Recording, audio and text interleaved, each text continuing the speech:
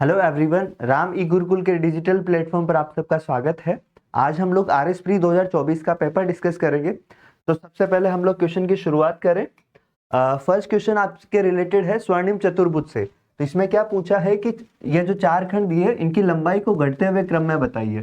तो इसके अकॉर्डिंग हम बात करें, सर्वाधिक जो लंबाई है वह है चेन्नई कोलकाता की। तो सबसे पहले चेन्नई कोलकाता, उसके बाद कोलकाता दिल्ली का नंबर आएगा, उसके बाद दिल्ली मुंबई और मुंबई चेन्नई। मुंबई चेन्नई का जो है वो लेंथ सबसे कम है, तो इसका आंसर रहेगा आपके सी डी ए बी।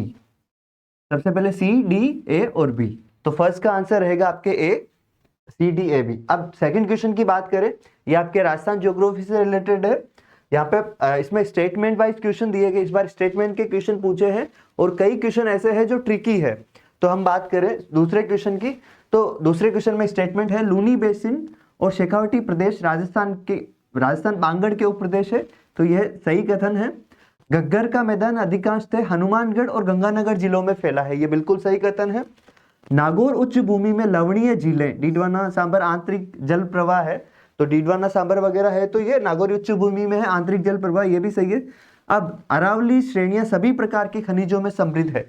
देखिए, अरावली पर्वत श्रेणियों में मैक्सिमम खनिज पाए जाते हैं, लेकिन सभी प्रकार, यहाँ पे सभी थोड़ा सा कंट्रोवर्शियल है, या यहाँ पे ये कथन गलत कर देगा, सभी प्रकार के खनिज नहीं पाए जाते, तो ये स्टेटमेंट गलत रहेगा। तो इसका आंसर ए बी सी तीन सही कथन रहेंगे, तो इसका आंसर रहेगा 2। ठीक है, अब हम बात करें तीसरे प्रश्न की, तो ये भी आपके राजस्थान ज्योग्राफी से है। अब राजस्थान ज्योग्राफी में इसने क्या पूछ लिया कि दक्षिणी पश्चिमी मानसून में औसत वर्षा के आधार पर आरोही क्रम क्या है। आरोही मतलब कम से अधिक, तो आरोही क्रम पूछा है। अब इसमें क्या है कि स्टूडेंट अपने ट्रिक से भी आंसर दे सकता है। जैसे पश्चिम से पूर्व की तरफ हम बढ़ते हैं तो वर्षा बढ़ती है। तो जनरली अब देखिए, जैसे इसके ऑप्शन के अकॉर्डिंग, तो इसमें जैसे पहला ही ऑप्शन है कि जालोर जयपुर कोटा। इसमें हम लोग ये जैसे पश्चिम से पूर्व की ओर बढ़ेंगे तो वर्षा बढ़ेगी, तो इसमें पहला आंसर सही हो जाएगा, जालोर जयपुर और कोटा।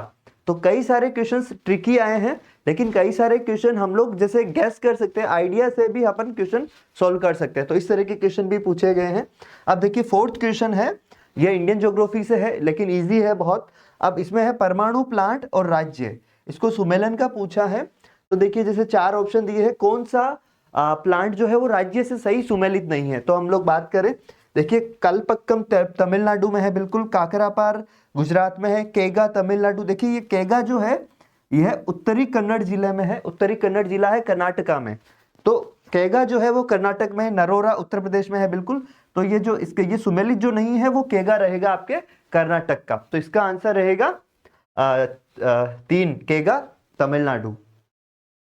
आगे हम बात करें, देखिए फिफ्थ क्वेश्चन है, ये आपके राजस्थान ज्योग्राफी से है। राजस्थान ज्योग्राफी में हम बात करें, देखिए जयपुर, दौसा और अलवर जिलों में किस मृदा की प्रधानता है।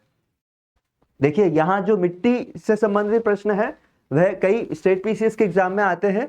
तो जैसे भारत में जो वर्गीकरण के अनुसार मुख्यतः 10 प्रकार की मृदा पाई जाती है, उसी तरह राजस्थान में 5 प्रकार की मिट्टियां पाई जाती है। और उसमें जैसे जो जयपुर, दौसा और अलवर, यहाँ पर जलोढ़ मृदा पाई जाती है। जलोढ़ मृदा को जो स्टैंडर्ड वर्गीकरण है उसमें अल्फी सोल्स कहा जाता है। तो जयपुर, दौसा और अलवर जिलों में किस मृदा की प्रधानता है, अल्फी सोल्स की प्रधानता है। ठीक है, ये राजस्थान ज्योग्राफी का क्वेश्चन था। नेक्स्ट क्वेश्चन की हम बात करें सिक्स्थ की, तो ये आपके है इकोनॉमिक सर्वे से, राजस्थान इकोनॉमिक सर्वे 2023-24, यहां से क्वेश्चन आए हैं। देखिए दोस्तों, हमने जो राजस्थान आर्थिक समीक्षा बनाई है वहां से काफी क्वेश्चंस आए हैं, लगभग 12 क्वेश्चंस आए हैं। उसकी हम लोग विथ सोर्स और विथ प्रूफ आपको पीडीएफ शेयर कर देंगे राम ई गुरुकुल के टेलीग्राम चैनल पे। तो एक्चुअली जो एक तो करंट अफेयर्स का सेक्शन और एक राजस्थान इकोनॉमिक सर्वे जो मेरा कोर सेक्शन है, वहां से अच्छे क्वेश्चंस आए हैं डेफिनेटली। मतलब ट्रिकी क्वेश्चंस है, लेकिन अपने राजस्थान करंट अफेयर से हमारे 14 to 15 क्वेश्चंस है, और राजस्थान इकोनॉमिक सर्वे से 12 क्वेश्चन अपने जो है अपनी बुक से पढ़े हैं। तो आपका पूरा सोर्स भेज देंगे। यहाँ पे हम बात करें इकोनॉमिक सर्वे में, यहाँ से ट्रिकी क्वेश्चन पूछ लिया, ये थोड़ा मुश्किल सवाल है क्योंकि फैक्ट्स बच्चे याद नहीं रख पाते हैं। तो यहाँ पे क्वेश्चन पूछा है कि वर्ष 2021-22 में देश के कुल बाजरा उत्पादन में राजस्थान का योगदान प्रतिशत में था। बाजरा का उत्पादन राजस्थान में सर्वाधिक होता है, लेकिन प्रतिशत में योगदान पूछ लिया। ये एक टेबल है अपनी बुक में, तो उसमें मिल जाएगा आपको। इसमें राजस्थान का योगदान था 38.98%, तो इसका आंसर 3 रहेगा। अब 7th जो है ये मेडटेक मेडिकल डिवाइसेस पार्क अवस्थित है। यह भी अपने राजस्थान इकोनॉमिक सर्वे की बुक में से आया है, चैप्टर 4th में। चैप्टर 4th में इसका आंसर आपको मिल जाएगा। पेज नंबर में आपको एग्जैक्टली याद नहीं आ रहा, लेकिन ये मेडटेक मेडिकल डिवाइसेस पार्क ये जोधपुर में मोरानाडा में स्थापित किया गया है। ठीक है, तो 7th का आंसर रहेगा आपके 4th। ठीक है, अब हम बात करें नेक्स्ट की, तो ये राजस्थान ज्योग्राफी से क्वेश्चन है। राजस्थान के किस जिले में खड़ीन जल संरक्षण, खड़ीन जल संरक्षण आपके बहुत इजी क्वेश्चन की श्रेणी में है। ये राजस्थान ज्योग्राफी का पार्ट है और खड़ीन जल संरक्षण की पद्धति जैसलमेर में प्रचलित है। तो इसका आंसर रहेगा आपके 3। देखिए, राजस्थान ज्योग्राफी से कुछ क्वेश्चंस इजी है, कुछ थोड़े ट्रिकी है। राजस्थान इकोनॉमिक सर्वे में भी कुछ क्वेश्चंस इजी है, लेकिन कुछ क्वेश्चंस का लेवल बहुत ही ज्यादा टफ रखा है। तो डेफिनेटली इस बार पिछली बार के प्रीलिम्स के मुकाबले इस बार थोड़ा सा टफ पेपर रहा है, तो कट ऑफ भी कम जाने की संभावना। हम लोग कट ऑफ की भी अलग से वीडियो आपको मिल जाएगी जल्दी ही, क्योंकि उसके रिव्यूज अभी आ रहे हैं। क्योंकि मोस्ट इंपॉर्टेंट टीचर क्या बताता है कट ऑफ, वो इंपॉर्टेंट नहीं है, बच्चों का कट ऑफ क्या रहता है वो इंपॉर्टेंट है। बच्चों का क्या रिव्यू है उस पर डिपेंड करेगा। तो आगे हम लोग बात करें क्वेश्चन की। अब देखिए, ये राजस्थान ज्योग्राफी का क्वेश्चन है, नदियों से रिलेटेड है। यहाँ से डेफिनेटली एक क्वेश्चन आता है। तो सुमेलन का पूछा है, तो देखिए जिला और नदी, तो उदयपुर जो है सोम तथा जाखम से रिलेटेड है, बूंदी जो है कुराल नदी से रिलेटेड है, भरतपुर गंभीरी और पार्वती से रिलेटेड, और अलवर साबी और रूपारेल। तो यहाँ पे आपका आंसर रहेगा 3 4 2 1, 3 4 2 1 4। तो 9th का आंसर रहेगा 4। तो हम लोग आगे बात करें क्वेश्चन नंबर 10th की, तो ये भी आपके खनिज से रिलेटेड है। ये थोड़ा सा ट्रिकी क्वेश्चन है, कई बुक्स में ये मिला नहीं है। तो यहाँ पे हम बात करें कि राजस्थान में निम्नलिखित स्थलों में एस्बेस्टोस खदानें कहाँ अवस्थित है, तो इसका आंसर रहेगा आपके अर्जुनपुरा और पीपरदा में एस्बेस्टोस की खदानें स्थित है। ये थोड़ा सा मुश्किल रहा है, कई बच्चों को नहीं आया, तो लेकिन कोई बात नहीं, कई चीजें टफ भी पूछी है इस बार आरपीएससी ने। राजस्थान में लिग्नाइट के, अगला क्वेश्चन, राजस्थान में लिग्नाइट के सबसे महत्वपूर्ण संसाधन स्थित है। जो लिग्नाइट के जो है उसके महत्वपूर्ण संसाधन, जो लिग्नाइट का जो महत्वपूर्ण खदानें हैं वो नागौर में है। तो नागौर के आसपास है, लेकिन यहाँ पे बाड़मेर भी है। जैसे इसका आंसर रहेगा आपके कपूरडी, मेड़ता और कसनऊ। तो ये इसका 11वें का आंसर 3 रहेगा। अब देखिए, ये राजस्थान ज्योग्राफी का क्वेश्चन था खनिज से रिलेटेड। अब बात करते हैं वापस, आपके राजस्थान इकोनॉमिक सर्वे से क्वेश्चन पूछा है, कौन सा सुमेलित नहीं है संरक्षित क्षेत्र मई 2023 के अनुसार। तो देखिए, यहाँ पे संरक्षित क्षेत्र और जिला, जनरली कई सारे संरक्षित क्षेत्र रहते हैं तो हमें याद नहीं रहते, लेकिन ये आपके ट्रिक से क्वेश्चन सॉल्व हो सकता है। ट्रिक से किस तरह से हो सकता है, इसके ऑप्शंस आप ध्यान से देखिएगा। रणखाट जालोर, मनसा माता झुंझुनू, सोरसन बूंदी। तो यहाँ पे लगता है कि कई बार आपने सोरसन का नाम सुना होगा, सोरसन 12 में स्थित है, बूंदी में नहीं है। तो यहाँ पे कौन सा सुमेलित नहीं है, तो सोरसन, बूंदी सुमेलित नहीं है, सोरसन 12 में स्थित है। तो इस तरह से ट्रिकी क्वेश्चन अगर आप थोड़ा सा भी हड़बड़ाए नहीं और आराम से शांति से अगर आपने क्वेश्चंस देखे हैं, तो कम से कम 5 से 6 क्वेश्चंस ऐसे थे जो आप ऑप्शन से या ट्रिक से क्वेश्चन सॉल्व कर सकते थे।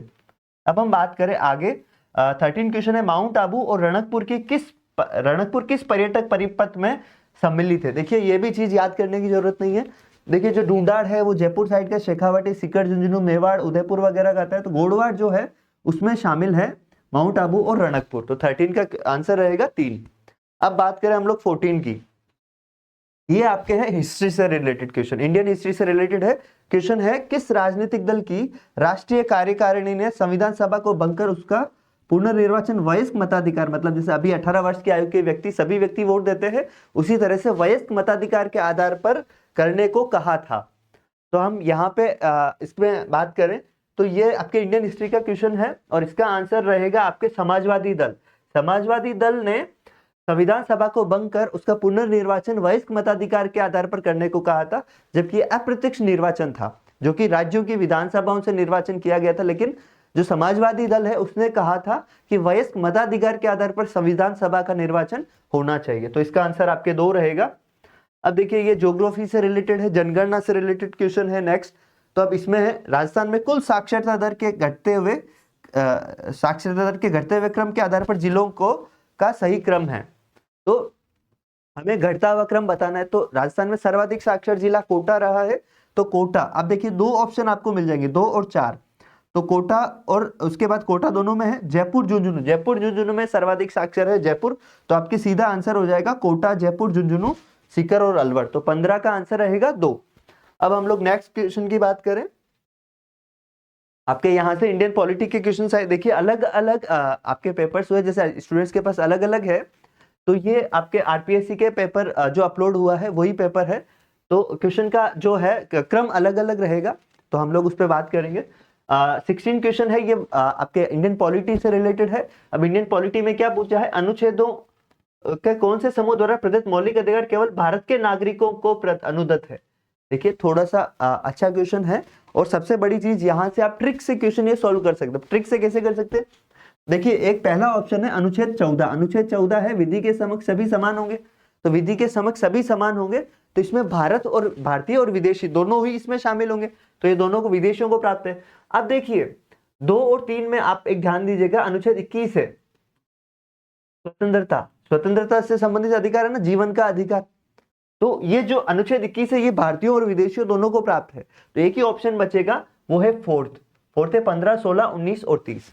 तो ये जो 15, 16, 19 और 30 ये जो अधिकार है, मूल अधिकार है, ये केवल भारतीयों को प्राप्त है, ये विदेशियों को प्राप्त नहीं है। तो इस तरह से आप ट्रिक से भी आंसर सोल्व कर सकते हैं। कई चीजों में हमें कंफ्यूजन होता है, कई चीजें नहीं आती, तो ऑब्जेक्टिव क्वेश्चंस में ये फायदा होता है कि हम लोग कई तरह के दांव पेच से हम लोग क्वेश्चन सोल्व कर सकते हैं।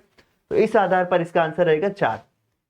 अब देखिए ये भी इंडियन पॉलिटी के किस वर्ष भारत के संविधान में यह अंत स्थापित किया गया, राज्य आर्थिक या अन्य नियोक्ताओं के कारण किसी नागरिक को निःशुल्क विधिक सहायता सुनिश्चित करेगा। तो देखिए ये निःशुल्क विधिक सहायता सुनिश्चित की गई थी 1976 में, और ये नीति निर्देशक तत्वों में शामिल किया गया था, तो वर्ष है 1976। ठीक है, अब बात करें 18वां थोड़ा सा ट्रिकी क्वेश्चन है, इसमें वाद और संविधान संशोधन को चुनौती के बारे में पूछा गया है।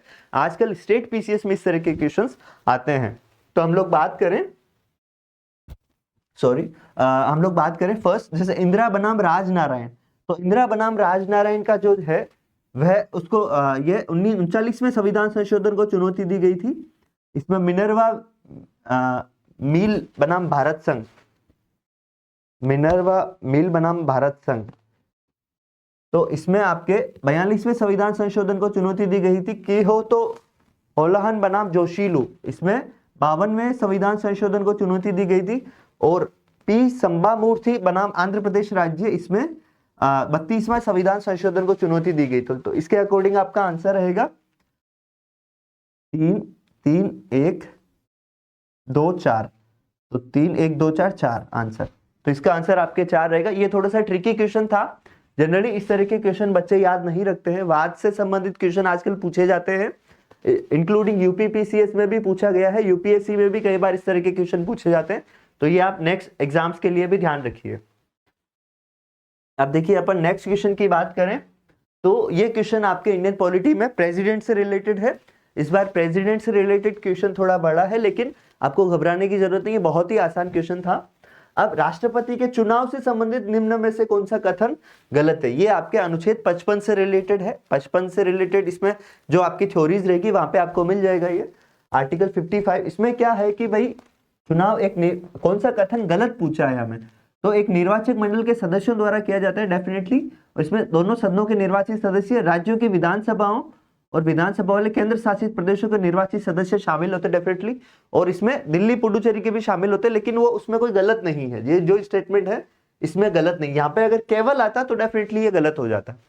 अब बात करें निर्वाचक मंडल के प्रत्येक सदस्य के वोट का मूल्य 1971 की जनसंख्या के आधार पर तय होता है, बिल्कुल सही है। और 2026 के बाद पहली जनगणना की जनसंख्या प्रकाशित नहीं होती तब तक ये जारी रहेगा, बिल्कुल ये सही स्टेटमेंट है। तो अब चुनाव एकल संक्रमणीय मत के माध्यम से आनुपातिक प्रतिनिधित्व प्रणाली के अनुसार आयोजित किया, तो ये तीनों कथन सही है। ठीक है, इसका मतलब चौथा कथन ही गलत है, तो इसका आंसर रहेगा 4। इसमें क्या, किसी राज्य की विधानसभा के प्रत्येक निर्वाचित सदस्य के उतने मत होंगे जितने 100 के गुणित उस भागफल में हो जो कि राज्य की जनसंख्या उस राज्य के विधानसभा के निर्वाचित सदस्यों की कुल संख्या पर भाग देने पर आते। 100 नहीं 1000 रहेगा, यहाँ पे 1000 रहेगा, तो ये स्टेटमेंट आपकी गलत हो जाएगा। ये देखिए यहाँ पे पूरे पेज में सिर्फ एक क्वेश्चन है, लेकिन ये साइकोलॉजिकल है कि भाई बच्चे घबरा जाए, जबकि क्वेश्चन इतना बड़ा नहीं, इतना मुश्किल नहीं। अगर आपने थोड़ा सा भी प्रेसिडेंट के चुनाव कैसे होता है पढ़ा है, तो आपने 3 स्टेटमेंट आपको पता है सही है, ये गलत। अगर आपको याद नहीं रहे तो भी आप इसको कर सकते हैं, अगर याद रहे तो भी बहुत बढ़िया। लेकिन ये क्वेश्चन बहुत आसान था, जबकि इसका ये पूरे एक पेज में कवर किया गया है। तो कई बार एग्जामिनर साइकोलॉजी के अकॉर्डिंग भी क्वेश्चन बनाता है कि बच्चे घबरा जाए। इस बार कई सारे क्वेश्चन आए, अभी जैसे वित्त आयोग का क्वेश्चन पूछा जाएगा तो वो आप देखेंगे तो बहुत ऐसे ट्रिकी लगेगा, बहुत मुश्किल लगेगा, लेकिन वो बहुत ही आसान क्वेश्चन था। तो हम लोग आगे बात करते हैं। अब हम नेक्स्ट क्वेश्चन की बात करें तो जैसे अब ये भारत के चुनाव आयोग के बारे में पूछा है। अब भारत के चुनाव आयोग में क्या है, इन्होंने सही कथन पहचाना है कि भाई सही कथन कौन सा है। तो पहला स्टेटमेंट है संवैधानिक निकाय है, बिल्कुल, इसकी स्थापना 25 जनवरी 1952 52 नहीं 50 को हुई थी। ठीक है। अब बहुमत द्वारा निर्णय लेने की शक्ति के साथ बहुसदस्यीय आयोग की अवधारणा 1995 से नहीं है, 92-93 से लागू हुई है। ये भी गलत है, ये भी गलत है। अब संविधान के अंतर्गत संसद और राज्य विधानमंडल के सदस्यों की निर्वाचन के पश्चात निर्योग्यता के मामले में आयोग के पास परामर्शदात्री से क्षेत्राधिकार है। देखिए बिल्कुल है। यहाँ पे हम लोग क्या बात करेंगे, जो निर्वाचन आयोग है, देखिए संसद और विधानसभा के सदस्य अयोग्य दो तरह से हो सकते हैं। पहली चीज है किस तरह से अयोग्य हो सकते हैं, पहली चीज है दल बदल के आधार पर। तो दल बदल के आधार पर अयोग्यता का निर्धारण करेगा सदन का अध्यक्ष। जैसे अगर लोकसभा में अयोग्यता का निर्धारण करना तो लोकसभा अध्यक्ष, विधानसभा में विधानसभा अध्यक्ष। तो यहां पर निर्वाचन आयोग दखल नहीं देगा। लेकिन अगर कोई किसी को कारावास हो गई या कोई दिवालिया हो गया या कोई अन्य परिस्थिति रही तो उस आधार पर जो है राष्ट्रपति अयोग्य घोषित करेगा। और किसके परामर्श के आधार पर करेगा, निर्वाचन आयोग के परामर्श के आधार पर करेगा। तो यहाँ पे यह जो कथन है ये बिल्कुल सही है। तो इसका आंसर यह रहेगा आपके 3। अब देखिए फोर्थ स्टेटमेंट भी हम लोग देख लेते हैं। जस्ट राष्ट्रपति मुख्य निर्वाचन आयुक्त और चुनाव आयुक्तों की नियुक्ति करता है, बिल्कुल सही है। उनका कार्यकाल 5 वर्ष या 60 वर्ष की आयु, 6 वर्ष और 65 वर्ष की आयु तक होता है। तो ये भी कई बार क्वेश्चन पूछा गया है, तो ये ध्यान रखिएगा। लेकिन इसका आंसर रहेगा 3। तो यहां तक क्लियर। अब हम बात करें 21वां आपके इंडियन पॉलिटी में लोकसभा जो अध्यक्ष है उसके बारे में, उससे संबंधित है। तो लोकसभा अध्यक्ष की शक्तियों के बारे में ये भी क्वेश्चन आसान था, ये भी क्वेश्चन आपके आसान है। अब देखिए कथन पूछे हैं, अब इसमें सही कथन का चयन कीजिए। तो पहली चीज कि लोकसभा अध्यक्ष संसद के दोनों सदनों की संयुक्त बैठक की अध्यक्षता करते हैं। देखिए संयुक्त जो अधिवेशन है, संयुक्त बैठक, उसका उल्लेख अनुच्छेद 108 और अनुच्छेद 118 में है। तो उसके अनुसार लोकसभा अध्यक्ष जो संसद की संयुक्त बैठक होती है उसकी अध्यक्षता करेंगे। तो ये पहला क्वेश्चन, पहला स्टेटमेंट सही है। जब एक वित्त विधेयक को निचले सदन से उच्च सदन को भेजा जाता है तो अध्यक्ष द्वारा उस विधेयक को वित्त विधेयक के तौर पर प्रमाण पत्र दिया जाता है, डेफिनेटली दिया जाता है। तो ये भी आपके स्टेटमेंट सही है। दूसरा सॉरी तीसरा स्टेटमेंट, जब अध्यक्ष को हटाए जाने का प्रस्ताव विचाराधीन हो तब अध्यक्ष न तो अध्यक्षता करेंगे और न ही कार्यवाहियों में भाग लेंगे। तो यहां पे देखिए जब अध्यक्ष को हटाने का प्रस्ताव विचाराधीन हो तब वे अध्यक्षता तो नहीं करेंगे, ये बिल्कुल सही है, लेकिन कार्यवाही में वे भाग ले सकते हैं, बिल्कुल ले सकते हैं। तो यहां पे ये स्टेटमेंट आपके गलत है। अब मतों की समानता के अलावा अध्यक्ष सदन में मतदान नहीं करते हैं। देखिए जैसे लोकसभा अध्यक्ष का पूछा है तो लोकसभा का अध्यक्ष लोकसभा का सदस्य होता है जनरली, लेकिन वह तब तक मतदान नहीं करेगा जब तक कि पक्ष और विपक्ष के समान मतदान, मतलब मतों की संख्या समान ना हो। तो निर्णायक मतदान लोकसभा अध्यक्ष करता है। तो ये बिल्कुल सही है। तो 1, 2 और 4 ये 1, 2, 4 स्टेटमेंट सही है। तो इसका आंसर रहेगा आपके 3, विकल्प 3 आंसर रहेगा। 1, 2 और 4 इसके सही कथन है। अब हम अगले क्वेश्चन की बात करें।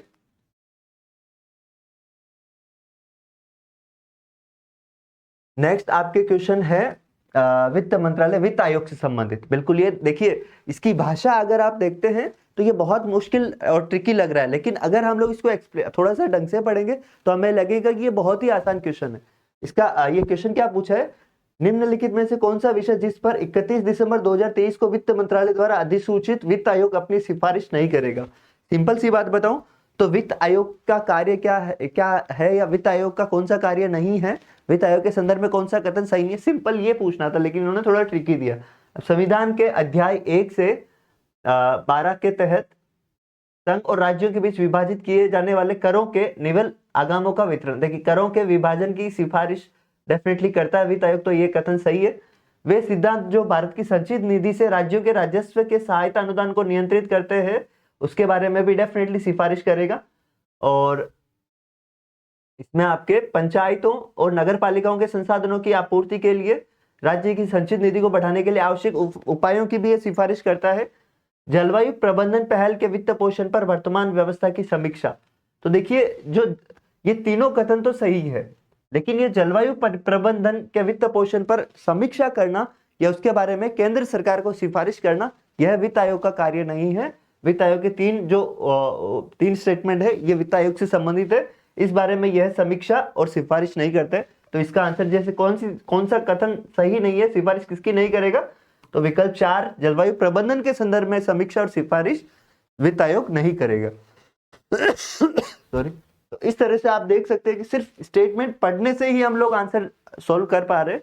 तो कई बार क्या है कि भाषा जटिल बना दी जाती है, जबकि वो क्वेश्चन जटिल होता नहीं है। तो ये ध्यान रखना है हमें।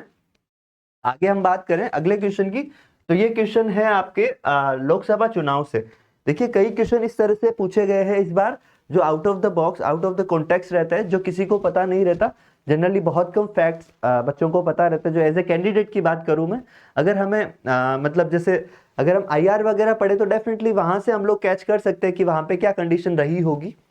तो यहाँ पे ये लोकसभा से रिलेटेड क्वेश्चन है। अभी जैसे जो लोकसभा चल रही है, अभी वर्तमान में लोकसभा का नहीं पूछ के इन्होंने 2004 में लोकसभा चुनाव के बारे में पूछ लिया। तो वर्तमान में जो है अभी जैसे लोकसभा 4 के क्या पूछा है, कौन सही उत्तर को चिन्हित कीजिए। अब देखिए 2004 के लोकसभा चुनाव में कांग्रेस ने 145 लोकसभा स्थानों पर विजय प्राप्त की, ये सही कथन है। सॉरी। अब 2004 के चुनाव में भाजपा ने 133 लोकसभा स्थानों पर विजय प्राप्त की। देखिए भाजपा ने, भारतीय जनता पार्टी ने 138 सीटों पर विजय प्राप्त की थी, कांग्रेस ने 145 पर। यहां से गठबंधन सरकार बनी थी, UPA की सरकार बनी थी। और 2004 में मार्क्सवादी कम्युनिस्ट पार्टी CPIM ने 48 नहीं 43 सीटों पर विजय प्राप्त की थी। तो यहाँ पर सही कथन सिर्फ एक है, तो इसका आंसर रहेगा आपके एक, केवल A सही है।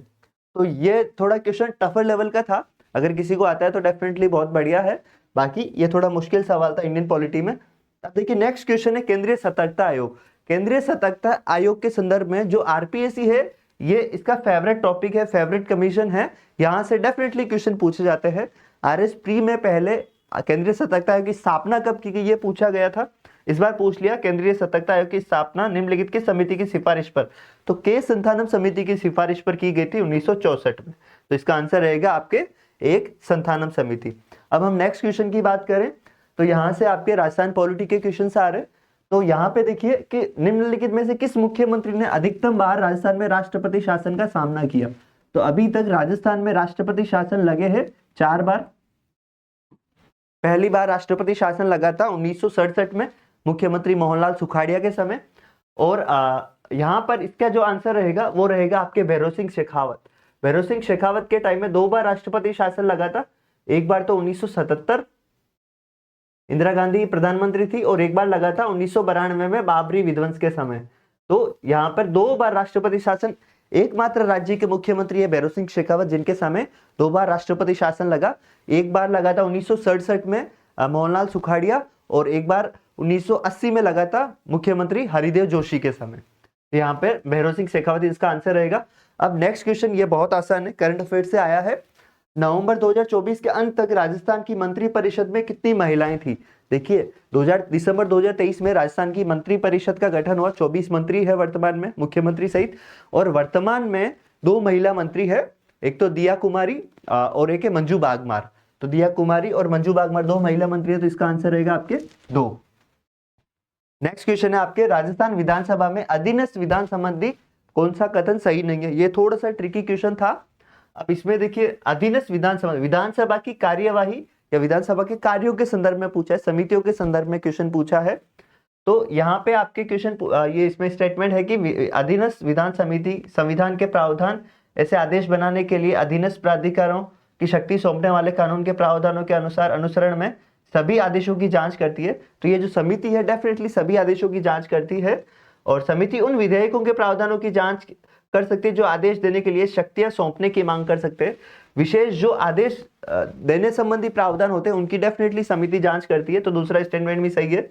अध्यक्ष विधायी शक्तियों के प्रत्यायोजन के प्रावधान वाले विधेयकों को समिति को प्रावधान वाले विधेयकों को प्रत्यायोजन जो डेलीगेशन वाले विधेयक होते हैं, जो शक्तियों के हस्तांतरण वाले विधेयक होते हैं, वो डेफिनेटली समिति को भेजा जाता है वो विधायक। यह राजस्थान विधानसभा में प्रक्रिया और कार्य संचालन नियमों के नियम 240 द्वारा शासित होते हैं, 243 द्वारा शासित होता है। तो यहाँ पे कथन सही नहीं है पूछा, तीनों स्टेटमेंट सही है, तो इसका जो आंसर है वह आंसर रहेगा 4। ये आंसर इसका गलत है, बाकी तीनों स्टेटमेंट सही है। तो इसमें देखिए आप कई सारे बहुविकल्पीय मल्टीपल चॉइस कथन वाले क्वेश्चन ज्यादा दिए गए हैं। कौन सा कथन सही है या सही कथनों का चयन कीजिए, इस तरह के क्वेश्चन इस बार आरपीएससी ने काफी ऐड किया है, जो कि एक यूपीएससी का पैटर्न है। तो यहाँ पे हम नेक्स्ट क्वेश्चन की बात करें, राजस्थान के राज्यपाल के संदर्भ में पूछा है। ये थोड़ा सा कंट्रोवर्शियल भी हो सकता है इस क्वेश्चन को चैलेंज किया जाए। अब यहाँ पे क्या है, देखिए राज्य पुनर्गठन आयोग की अनुशंसा के आधार पर राष्ट्र प्रमुख का पद को समाप्त कर दिया गया, बिल्कुल सही कथन है, लेकिन यहाँ पे पूछा है कौन सा कथन सही नहीं है। तो 7वें संविधान संशोधन जो 1956 में हुआ था, 7वें संविधान संशोधन से राष्ट्र प्रमुख का पद समाप्त कर दिया गया। पुनर्गठन आयोग ने सिफारिश की और 1956 में इसको समाप्त कर दिया गया। ठीक है, अब यहाँ पे गुरुमुख निहाल सिंह को 1 नवंबर 1956 को राजस्थान का पहला राज्यपाल नियुक्त किया गया। देखिए जो इसका जो नियुक्ति का वारंट जो है राष्ट्रपति ने जारी किया था, वो था 25 अक्टूबर 1956 को। तो उसके अकॉर्डिंग तो ये आंसर आपके रहेगा 3। जबकि नियुक्ति जो अपॉइंटमेंट होता है, अपॉइंटमेंट जनरली शपथ जो होती है उसी को अपॉइंटमेंट माना जाता है। तो शपथ 1 नवंबर 1956 को गुरुमुख निहाल सिंह ने ली थी, लेकिन इनकी नियुक्ति का जो वारंट था वो 25 अक्टूबर 1956 को जारी किया गया था। तो इसके अकॉर्डिंग ये आंसर आपके सी रहेगा। ये क्वेश्चन डेफिनेटली चैलेंज हो सकता है, क्योंकि बाकी तीनों स्टेटमेंट तो बिल्कुल सही है। जैसे हरिभाऊ किशन राव बागड़े 31 जुलाई 2024 को राजस्थान के राज्यपाल बने थे, इन्होंने कलराज मिश्र का स्थान लिया। तो बाकी तीनों स्टेटमेंट तो डेफिनेटली सही है।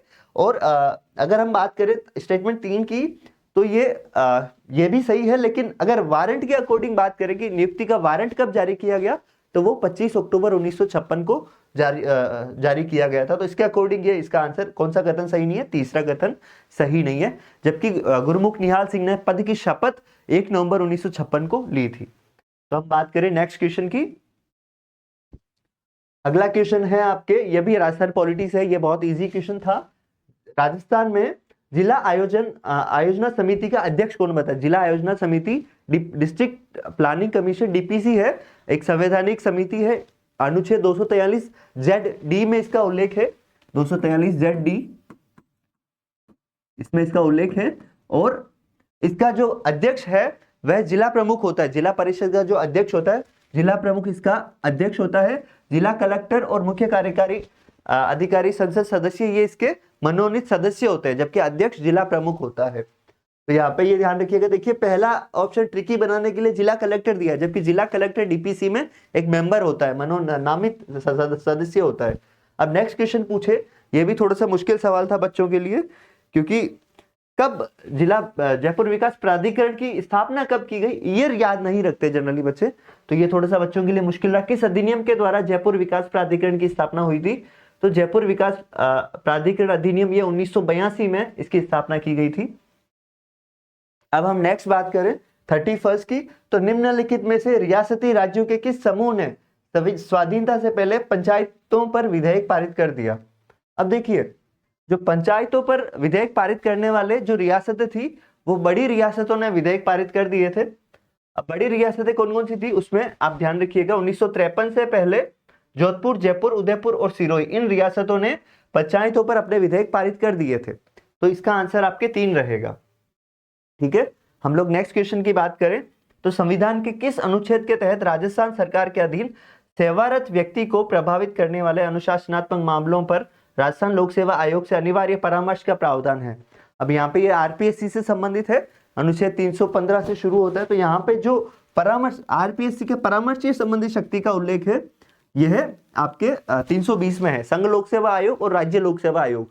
तो यहाँ पे परामर्श शक्ति का उल्लेख जो है वो 320 से संबंधित है। तो आरपीएससी इस संदर्भ में सिफारिश करती है राज्य सरकार को। तो यहाँ पे ये इसका आंसर आपके अनुच्छेद 320 3 रहेगा। 33वां क्वेश्चन है, देखिए ये जो क्वेश्चन है रजिस्ट्रार का, ये बहुत मुश्किल क्वेश्चन था बच्चों के लिए, जनरली इस तरह के क्वेश्चन आते नहीं है। इवेंचुअली रजिस्ट्रार का नाम भी नहीं पूछते, लेकिन इन्होंने डेट भी पूछ ली। एक बहुत मुश्किल सवाल था। जनरली इस तरह के क्वेश्चन बच्चों को अटेम्प्ट नहीं करना चाहिए, क्योंकि ये क्वेश्चन नेगेटिव मार्किंग के लिए ही होते हैं डेफिनेटली, क्योंकि यहाँ से बच्चे तुक्के से सही कर सकते हैं। बाकी जनरली आई डोंट थिंक कि किसी बच्चे को याद होगा कि कब इनको नियुक्त किया गया। हालांकि प्रमिल कुमार रिसेंटली राजस्थान हाईकोर्ट के न्यायाधीश बने हैं, अभी रिसेंटली 3-4 दिन पहले इन्होंने शपथ ली है। तो रजिस्ट्रार जनरल का प्रभार कब संभाला, तो 20 अप्रैल 2024 को इन्होंने रजिस्ट्रार जनरल का पदभार संभाला था। देखिए कुछ क्वेश्चन आरपीएससी या कई सारे बोर्ड्स इस तरह से पूछते हैं कि वो किसी को ना आए। कुछ क्वेश्चंस या इस तरह out of the box, out of the syllabus आप बोल सकते हैं। कुछ क्वेश्चंस डेफिनेटली इस तरह से आते हैं। तो ये एक ऐसा क्वेश्चन था जिससे बच्चों को छोड़ना ही बेहतर था अगर नेगेटिव मार्किंग से बचना रहे तो। अब देखिए नेक्स्ट क्वेश्चन है लोकायुक्त और उप लोकायुक्त से संबंधित। तो लोकायुक्त और उप लोकायुक्त से संबंधित इस क्वेश्चन में क्या पूछा है कि 1973 की धारा के तहत लोकायुक्त को कुछ मामलों में मंत्रियों में लोक सेवकों के खिलाफ आरोपों की जांच करने का अधिकार है। तो ये तो जांच करने का अधिकार। अब यहां पर देखिए आप लैंग्वेज देख सकते हैं, आप थोड़ा सा एनालिसिस कीजिए।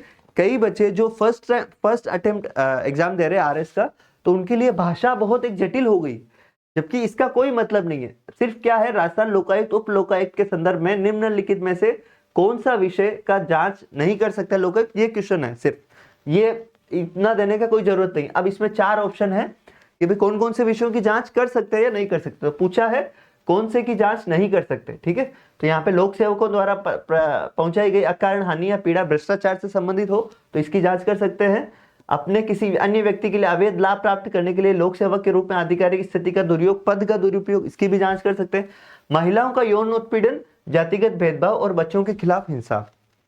तो देखिए इसकी जो जांच है ये लोकायुक्त या उप लोकायुक्त नहीं करते हैं, इसकी जांच मानवाधिकार आयोग या बाल संरक्षण आयोग करते हैं, ठीक है। तो महिला आयोग भी इसमें रहता है, महिलाओं के यौन उत्पीड़न से संबंधित महिला आयोग है, बाल संरक्षण आयोग है, मानवाधिकार आयोग है। तो ये लोकायुक्त कार्य नहीं है, इसके अकॉर्डिंग इसका जो जांच का विषय वो ये नहीं है। लोकायुक्त के हैसियत भ्रष्टाचार का दोषी, पारदर्शिता की कमी से संबंधित इसकी जांच डेफिनेटली लोकायुक्त करते हैं। तो आप देख सकते हैं, सॉरी, इसमें आप देख सकते हैं कि इसकी भाषा जरूर जटिल है, लेकिन इसका जो आंसर है वो बहुत इजीली हम लोग डिटेक्ट कर सकते हैं कि भाई ये इससे संबंधित नहीं है। तो आप भाषा की वजह से आप परेशान हो कभी भी एग्जाम दें तो यहाँ पे ये बहुत एक आसान सवाल पूछा गया था। अब आपके नेक्स्ट क्वेश्चन भी राजस्थान पॉलिटी से है। ये है सामान्य वर्ग के उम्मीदवार के लिए महापौर का चुनाव लड़ने है तो अमानत राशि कितनी होती है। देखिए सामान्य वर्ग के उम्मीदवार के लिए महापौर का चुनाव लड़ने के लिए जो अमानत राशि या जमानत राशि होती है वो होती है 30,000। अब इसमें भी अगर महिला SC ST OBC है तो उसकी जमानत राशि होती है 15,000। अब ये नगर निगम की बात है, नगर परिषद में अगर होती है तो 20,000 होती है सामान्य वर्ग के लिए, जबकि SC ST OBC और महिला के लिए 10,000। अब इसी तरह अगर आपको नगर पंचायत या नगर पालिका का चुनाव लड़ना है तो उसके लिए जो राशि होती है वो होती है 10,000 सामान्य वर्ग के लिए, और महिला SC ST OBC के लिए उसके लिए जमानत राशि होती है 5,000। तो यहाँ पे महापौर का पूछा है तो 30,000 इसकी अमानत राशि होगी, ठीक है। ये भी एक आसान सवाल था। नेक्स्ट क्वेश्चन है राज्य सूचना आयोग। तो राज्य सूचना आयुक्त वर्तमान में मोहनलाल लाठर है। तो राज्यपाल द्वारा एक समिति की सिफारिश पर की जाती है। अब इस समिति में कौन कौन से सदस्य शामिल होते हैं या नहीं होते। तो इसमें पूछा है कौन इस समिति का सदस्य नहीं होता है। तो देखिए मुख्यमंत्री इसका अध्यक्ष होता है, इस समिति का, चयन समिति का। विधानसभा में विपक्ष का नेता होता है, मुख्यमंत्री द्वारा मनोनीत कैबिनेट मंत्री, ये डेफिनेटली तीनों मेंबर होते हैं। तो इसमें कौन इस समिति का सदस्य नहीं होता ये पूछा है।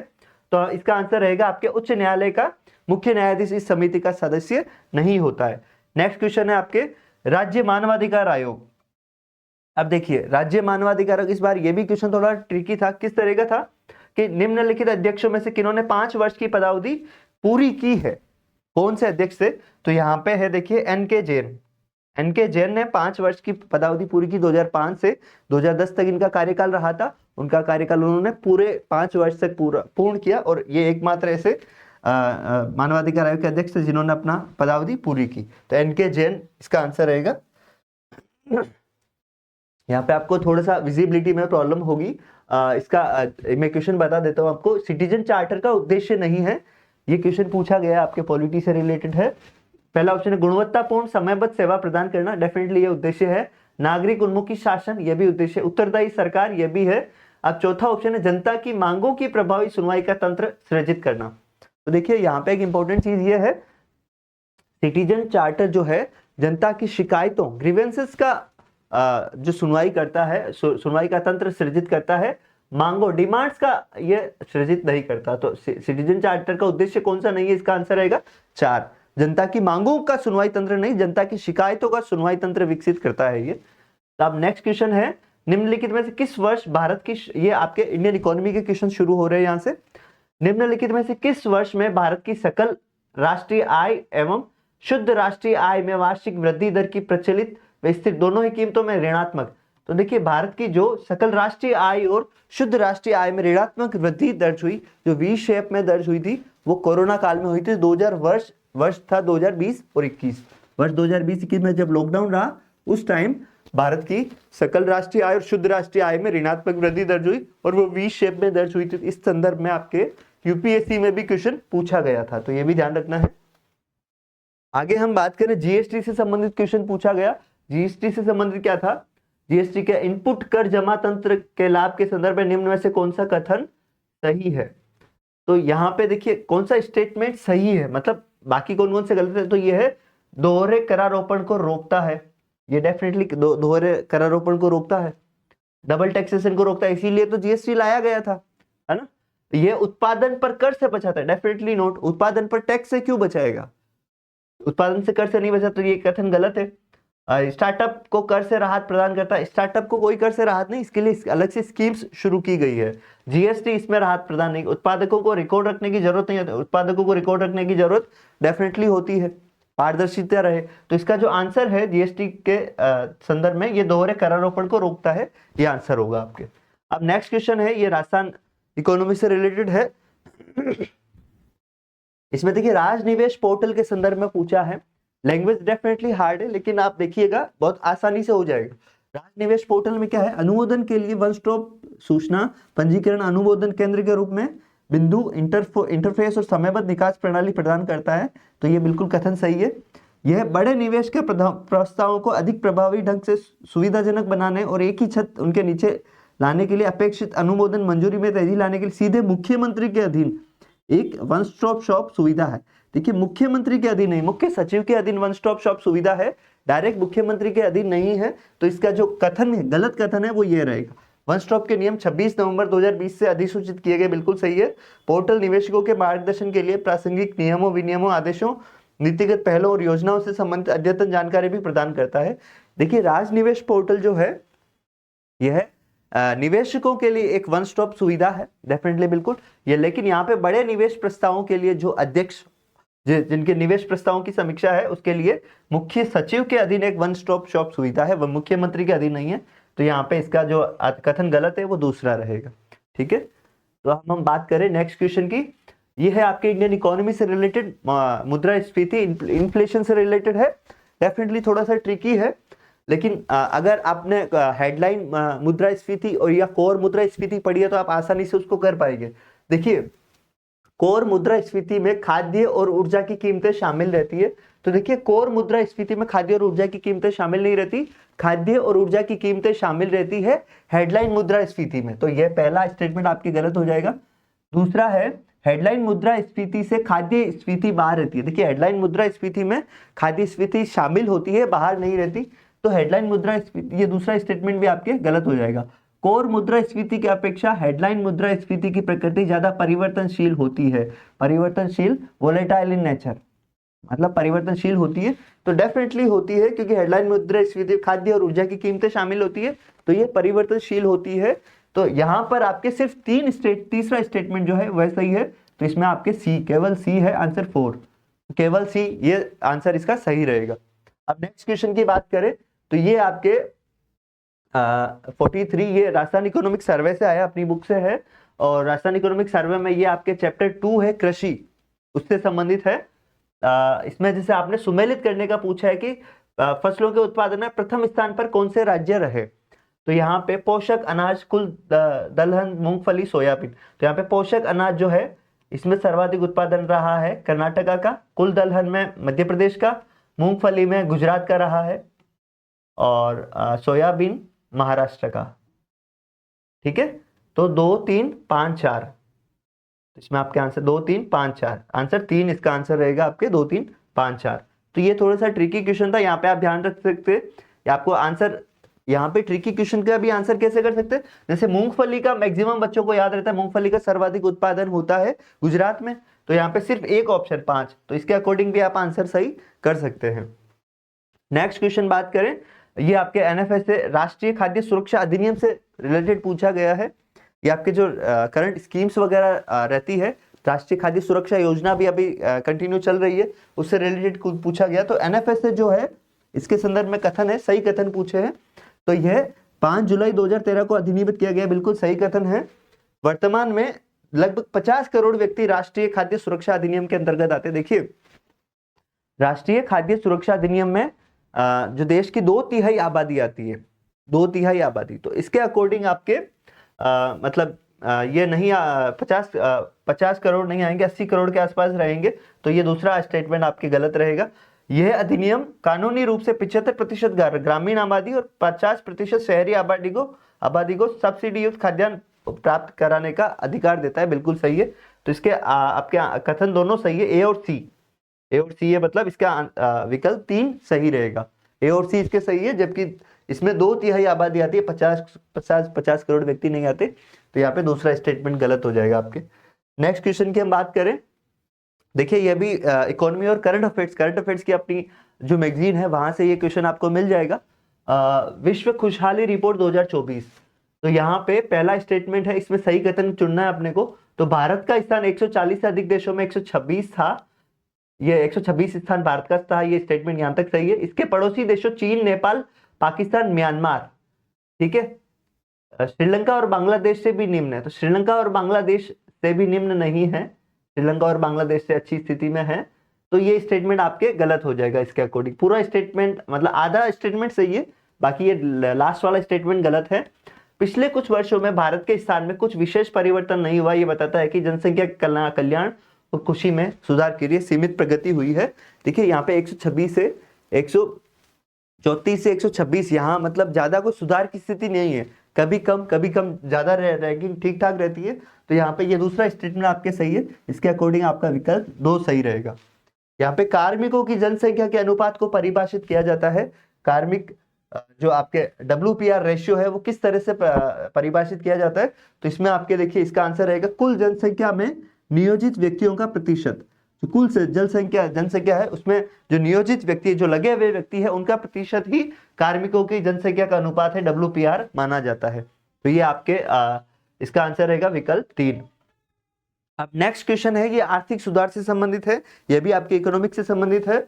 भारत में 1991 के बाद शुरू हुए वित्तीय क्षेत्र के सुधारों में निम्न में से कौन सा संबंधित नहीं है। यहाँ पे ध्यान रखना है, शब्द बहुत इंपॉर्टेंट है, वित्तीय, फाइनेंशियल, ठीक है, वित्तीय क्षेत्र के सुधार, तो पूंजी पर्याप्तता ये वित्तीय क्षेत्र के, कैपिटल एडेक्वेसी ये वित्तीय क्षेत्र का सुधार था, गैर अस्थिकारी परिसंपत्तियां या नॉन परफॉर्मिंग एसेट ये भी वित्तीय सुधारों से संबंधित है, और सरफेसी एक्ट भी वित्तीय सुधारों से संबंधित ही लाया गया था। यहाँ पे इंपॉर्टेंट क्या है, FRBM fiscal responsibility and budget management, यह राजकोषीय सुधारों के लिए लाया गया था, ना कि वित्तीय सुधारों के लिए 2005 में, तो ये आपके वित्तीय सुधारों से संबंधित नहीं रहेगा FRBM एक्ट, ठीक है। ये आपके economic survey, Rajasthan economic survey का चैप्टर 10 में भी ये इसका आपको मेंशन मिल जाएगा FRBM एक्ट का। तो हम लोग नेक्स्ट बात करें राजकोषीय घाटे के बारे में, ये आपके राजस्थान इकोनॉमिक सर्वे चैप्टर 10 का क्वेश्चन है, राजकोषीय घाटे से संबंधित। यहाँ पे देखिए वर्ष 2022-23 में वास्तविक राजकोषीय घाटा राज्य सकल घरेलू उत्पाद का 3.76% रहा है, बिल्कुल सही है।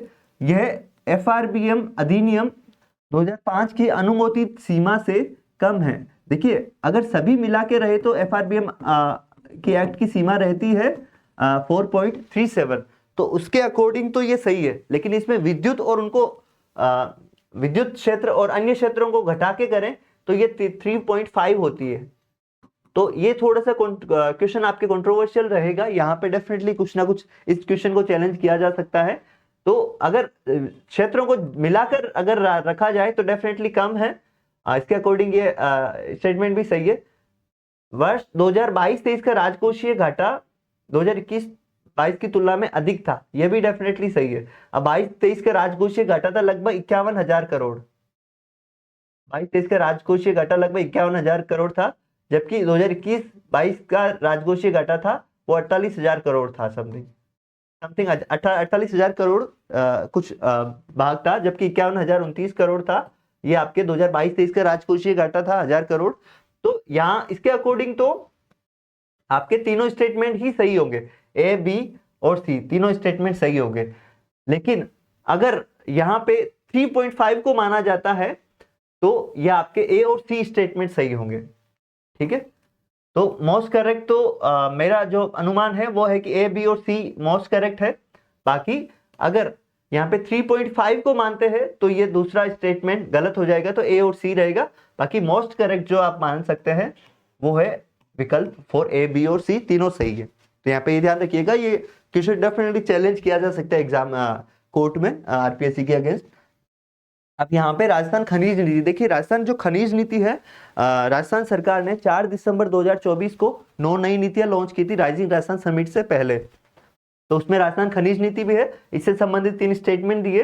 अब देखिए ये आपके जो राजस्थान की प्रमुख नीतियों से संबंधित एक पीडीएफ शेयर की गई थी, उसमें आपको ये मिल जाएगा डेफिनेटली। तो वहां पे एक टेबल है, उसमें आपको सारा मिल जाएगा, जैसे 2046-47 तक प्रत्यक्ष या अप्रत्यक्ष 1 करोड़ व्यक्तियों को तथा 29-30 तक 50 लाख व्यक्तियों को रोजगार प्रदान करना, ये तीनों को तीनों आपको एक टेबल में मिल जाएंगे। उसमें पीडीएफ जो शेयर की थी हमने 2023-24 के 3.4% से बढ़ाकर खनिज का योगदान 2029 तक 5 और 46-47 तक 8% करना, ये भी सही है, ये भी सही है। खनन के अंतर्गत खनिजों की संख्या को 2047 तक 58 से बढ़ाकर 70 करना, तो ये तीनों स्टेटमेंट सही है, ए, बी और सी विकल्प इसका 4 आंसर रहेगा। तो ये आपके राजस्थान की खनिज नीतियों से संबंधित, राजस्थान की खनिज नीति से संबंधित था। और ये आपको पूरा हमारी जो राजस्थान की प्रमुख नीतियों से संबंधित पीडीएफ है उसमें आपको ये मिल जाएगा। राजस्थान के सकल स्थायी पूंजी निर्माण में विभिन्न क्षेत्रों के योगदान का घटते हुए क्रम में सही क्रम है। देखिए घटता हुआ क्रम जो सही क्रम है सकल स्थायी पूंजी निर्माण, तो इसमें आपके देखिए निर्माण, विनिर्माण, कृषि और खनन रहेगा। उद्योग क्षेत्र में निर्माण, विनिर्माण, उसके बाद कृषि और उसके बाद खनन, तो ये इसका घटता हुआ क्रम, योगदान में घटता हुआ क्रम, इसका आंसर रहेगा विकल्प 3। अब देखिए अगला क्वेश्चन है, भारत में राज्यों के लिए ease of doing business ranking जारी की जाती है। तो ये आपके जारी की जाती है डीपीआईआईटी, उद्योग संवर्धन एवं आंतरिक व्यापार विभाग। तो ईज ऑफ डूइंग भारत में जो सूची जारी की जाती है वो डीपीआईआईटी द्वारा जारी की जाती है, शॉर्ट फॉर्म में डीपीआईआईटी। ठीक है, और राजस्थान में जो है ईज ऑफ डूइंग, राज्यों में ईज ऑफ डूइंग की रैंकिंग जारी की जाती है उद्योग एवं वाणिज्य विभाग द्वारा। तो ये ट्रिकी क्वेश्चन है, इकोनॉमिक सर्वे में भी इसका मेंशन है। तो अगर राज्य के संदर्भ में पूछे, राजस्थान के संदर्भ में पूछे, तो इसका आंसर 1 होता है, उद्योग एवं वाणिज्य विभाग। भारत में राज्यों की ease of doing business ranking है यह डीपीआईआईटी, उद्योग संवर्धन एवं आंतरिक व्यापार विभाग द्वारा जारी की जाती है। नेक्स्ट क्वेश्चन है, मुख्यमंत्री राजस्थान आर्थिक सुधार सलाहकार परिषद के स्थान पर किसका गठन किया गया। देखिए ये आपके राजस्थान करंट अफेयर्स के क्वेश्चन है। मार्च 2024 में रीति का गठन किया गया था, Rajasthan institute for transformation innovation. ये नीति, जैसे केंद्र में नीति है ना, नीति आयोग, उसी तरह राजस्थान में रीति का गठन किया गया मार्च 2024 में। ये मुख्यमंत्री की अध्यक्षता में इसका गठन किया गया, तो ये इसका आंसर रहेगा 2। अब हम बात करें नेक्स्ट क्वेश्चन की, तो ये भी देखिए आपके राजस्थान इकोनॉमिक सर्वे चैप्टर 4 से क्वेश्चन है, निम्नलिखित में से कौन सा पार्क रिको द्वारा राजस्थान में विकसित नहीं किया गया है। तो आपको एक क्वेश्चन पूछा गया था, मेडिटेक मेडिकल डिवाइसेस पार्क, तो इसका आंसर देखिए बोरानाडा जोधपुर, यहाँ पे रिपीट है। तो कौन सा विकसित रिको द्वारा नहीं किया गया, तो यहाँ पे ये पहला सही है, इंटीग्रेटेड रिसोर्स रिकवर जमरा रामगढ़ में है, sports goods toys zone Khushkhera Bhiwadi में, एग्रो फूड पार्क जोधपुर में है, उदयपुर में नहीं है। तो इसका आंसर रहेगा आपके रिको द्वारा उदयपुर में एग्रो फूड पार्क नहीं विकसित किया गया, तो इसका विकल्प 4 आंसर रहेगा। नेक्स्ट क्वेश्चन बात करें हम लोग राजस्थान एमसेंड नीति वर्ष 2024 में। तो राजस्थान की जो एमसेंड नीति ये भी 4 दिसंबर 2024 को जारी की गई। अब इसमें क्या है, यह कब तक प्रभावी, कब लॉन्च की गई ये नहीं पूछा, कब तक लागू रहेगी, कब तक प्रभावी रहेगी। तो देखिए ये जो नीतियां हैं इसमें आप ध्यान रखिएगा, जैसे खनिज नीति है, एमसेंड नीति है, इनकी जो प्रभावी है 31 मार्च 2029 तक रहेगी। तो यहाँ पे 31 मार्च 2029 तक अथवा नई नीति की घोषणा होने तक। अब नेक्स्ट जो क्वेश्चन है ये भी आपके economic survey chapter 4, Rajasthan economic survey का चैप्टर 4 अपनी बुक में मिल जाएगा ये क्वेश्चन। तो यहाँ पे जो 2023-24 में रिको द्वारा विकसित की गई औद्योगिक क्षेत्र और स्थान को सुमेलित करना है। तो यहाँ पे देखिए नाडोल जो है पाली में है, तो इसका विकल्प रहेगा 4। धर्मपुरा जो है वो बाड़मेर में है 3, और मालकी तो उदयपुर में है, उमरिया है झालावाड़ में। तो देखिए 4 3 4 एक सेकेंड 4 3 2 1, ठीक है। तो 4 3 2 1 इसका विकल्प रहेगा आपके 2। तो ये रिको द्वारा विकसित किए औद्योगिक क्षेत्र है, इसका आंसर आपके 2 रहेगा। अब नेक्स्ट क्वेश्चन की बात करें, पीएम सूर्यघर योजना, ये आपके फरवरी 2024 की जो अपनी मैगजीन है करंट अफेयर्स की, फरवरी मार्च की, उसमें मिल जाएगा। पीएम सूर्यघर मुफ्त बिजली घर योजना के संदर्भ में पूछा गया है, कौन सा कथन इसमें पूछा है सही है, ठीक है। तो सबसे पहली चीज, इस योजना के तहत हर माह 300 यूनिट तक मुफ्त बिजली उपलब्ध कराने के लिए 1 करोड़ घरों पर सौर संयंत्र स्थापित होंगे, बिल्कुल सही है स्टेटमेंट के। सौर रूफटॉप सोलर संयंत्र स्थापित करने 30% अनुदान। देखिए 30, केवल 30% नहीं, अलग अलग अनुदान है, 1 किलोवाट, 2 किलोवाट, 3 किलोवाट, इसके लिए अलग अलग प्रतिशत का अनुदान दिया जाएगा। तो यह स्टेटमेंट आपके गलत रहेगा दूसरा। अब योजना पंजीकरण, आवेदन, स्वीकृति तथा अनुदान की 100% ऑनलाइन, ये ऑनलाइन व्यवस्था है, तो ये दोनों सही, ये स्टेटमेंट सही है। प्रत्येक आवेदक को 4% के बैंक ब्याज पर ऋण देने का, ये कोलेट्रल फ्री ब्याज प्रतिशत भी सही नहीं है, 7% तक ऋण देने का प्रावधान है, जो है प्रतिशत बैंक ब्याज पर ऋण देने का प्रावधान है। तो ये भी आपके स्टेटमेंट गलत हो जाएगा। तो यहाँ पे स्टेटमेंट रहेंगे 2, 1 और 3 सही। तो 1 और 3 आपके विकल्प 3 सही रहेगा इसका आंसर। नेक्स्ट क्वेश्चन बात करें, ये देखिए आपके आस्था योजना से संबंधित है, राजस्थान इकोनॉमिक सर्वे चैप्टर आपका रहेगा, ये 9th चैप्टर रहेगा। अन्य सेवाओं में आपको मिल जाएगा राजस्थान में आस्था योजना के लिए निम्न में से कौन से पात्र है। तो देखिए आस्था योजना उन जो विशेष योग्यजन, ऐसे व्यक्ति, ऐसा परिवारों के लिए आस्था योजना शुरू की गई जिनमें 2 से अधिक 40% से अधिक दिव्यांग हो। तो इसमें जैसे वे परिवार जिसमें 40% से अधिक दिव्यांग श्रेणी के व्यक्तियों की 2 या 2 से अधिक हो, तो इसका आंसर रहेगा आपके 4। ये इजी क्वेश्चन था, आपके चैप्टर 9 से है, राजस्थान इकोनॉमिक सर्वे। और राजस्थान की मुख्यमंत्री स्वनिधि योजना का उद्देश्य है, देखिए मुख्यमंत्री जो स्वनिधि योजना है ये स्ट्रीट वेंडर्स को लोन देने के लिए शुरू की गई थी, दिसंबर में इसको लॉन्च किया गया था, और ये बजट 2024-25 में इसकी घोषणा की गई थी। तो स्ट्रीट वेंडर्स का सशक्तिकरण, इसके लिए यह योजना है, इसका आंसर रहेगा 3। अब यहां से आगे अपना क्वेश्चन शुरू हो रहे हैं साइंस के। तो साइंस के क्वेश्चंस भी इस बार कुछ क्वेश्चंस इजी है, कुछ क्वेश्चंस टफ आए हैं। तो हम बात करें, सबसे पहले बात करें निम्न में से किसमें परिवर्तन के कारण मोतियाबिंद में आंखों का प्राकृतिक लेंस धुंधला हो जाता है। अब देखिए प्राकृतिक लेंस धुंधला में मोतियाबिंद में प्राकृतिक लेंस मतलब आंखों की रोशनी थोड़ी धुंधली कम होती है, तो वो किसकी वजह से होती है, प्रोटीन की कमी के कारण होती है। आंखों में प्रोटीन की कमी होती है, तो वो मोतियाबिंद में जो लेंस की है रोशनी धुंधली होती है, जिससे हमें आंखों से कम दिखाई देता है या धुंधला दिखाई देता है। तो इसका आंसर रहेगा आपके प्रोटीन। अब देखिए दाब की इकाइयां, प्रेशर की इकाइयां कौन कौन सी है, तो बार प्रेशर की इकाइयां हैं, पास्कल है, टोर है, एटीएम है। तो ये इसका आपके चारों आपके प्रेशर की इकाइयां हैं, तो इसका आंसर रहेगा विकल्प 4 ABCFD, ठीक है। अब देखिए राजस्थान शहरी क्षेत्र विकास कार्यक्रम चरण 3 का मुख्य उद्देश्य, राजस्थान शहरी क्षेत्र विकास कार्यक्रम वर्तमान में इसका चरण 3 चल रहा है, और ये आपके राजस्थान इकोनॉमिक सर्वे 2023-24 का चैप्टर 10 में चैप्टर 10 में इसका मेंशन अपनी टेबल में मिल जाएगा ये। तो डेफिनेटली ये जो हम लोग क्वेश्चन बता रहे हैं आपको, अपनी जो मैगजीन है करंट अफेयर्स की मैगजीन और इकोनॉमिक सर्वे, तो इसका पर्टिकुलर आपको टेलीग्राम चैनल पे स्क्रीनशॉट और इसका PDF शेयर कर दिया जाएगा, कहाँ से क्वेश्चन है, कौन सा पेज नंबर है, ताकि आपको उसको ढूंढने में भी आसानी रहे और एक क्रेडिबिलिटी भी बनी रहे। उसके लिए हम लोग बाकायदा इसको रिलीज कर देंगे जल्दी। तो इसका जो उद्देश्य है यह है जलापूर्ति, स्वच्छता, सीवरेज क्षेत्र में प्रदान की जाने वाली सेवाओं में सुधार। तो इसका आंसर रहेगा आपके 3, विकल्प 3 राजस्थान शहरी क्षेत्र विकास कार्यक्रम से संबंधित है। आगे हम बात करें, ये है आपके साइंस एंड टेक का 62। अब इसका क्वेश्चन क्या है, ये उस लेयर की पहचान करें जो IoT इंटरनेट ऑफ थिंग्स डिवाइसों में वायरलेस कनेक्शन के लिए उपयोग की जाती है।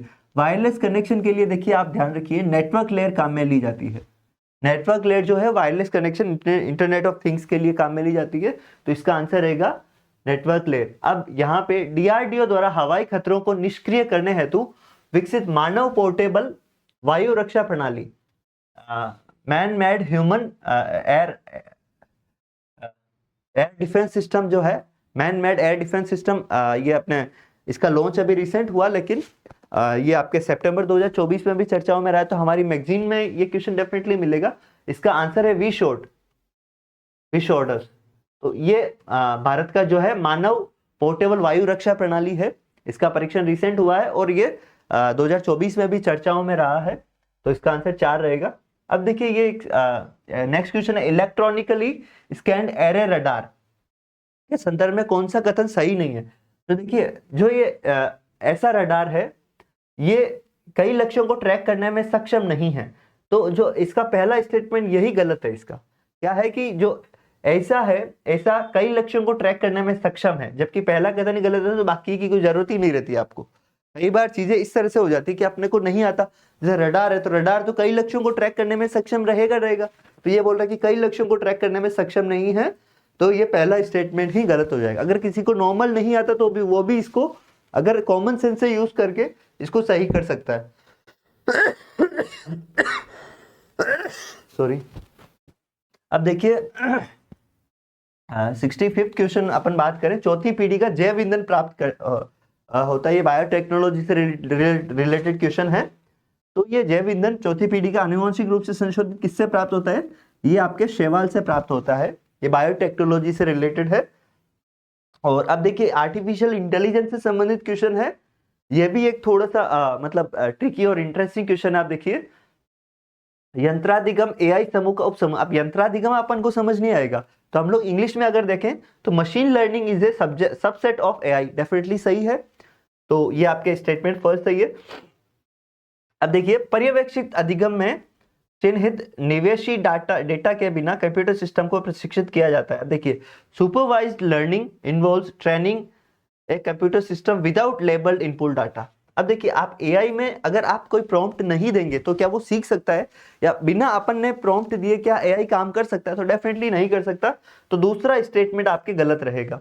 अब मशीनें जांच और भूल के माध्यम से सीखती है, बिल्कुल सही है। उन्हें प्रबलन अधिगम के दौरान प्रतिफल मिलता है, रिसीविंग मैं जैसे हिंदी में मुझे ये चीज समझ नहीं आई कि प्रबलन अधिगम के दौरान प्रतिफल मिलता है, तो इसका क्या है? Receiving rewards during reinforcement learning, तो मतलब रीइंफोर्समेंट लर्निंग के द्वारा उन्हें रिवॉर्ड्स मिलता है, तो ये डेफिनेटली सही है। तो पहला और एक और सी दोनों स्टेटमेंट सही है, जबकि एआई में जो सुपरवाइज लर्निंग होती है उसमें हमें प्रॉम्प्ट देना होता है, बिना निर्देश के वो काम नहीं कर सकता। तो आपके ए और सी सही रहेगा, इसमें दूसरा विकल्प सही रहेगा 66 में। अब नेक्स्ट हम बात करें 67 की, क्वाशियोरकर। क्वाशियोरकर जो कुपोषण का एक प्रकार है, निम्न में से किसकी कमी से होता है? देखिए क्वाशियोरकर जो है वो बच्चों में होता है, 5 वर्ष से कम आयु के बच्चों में यह बीमारी होती है जनरली। तो ये जो विकार है, कुपोषण का प्रकार है, वो किसकी बीमारी से होता है? प्रोटीन की कमी से बच्चों में क्वाशियोरकर होता है, तो इसका आंसर आपके प्रोटीन रहेगा।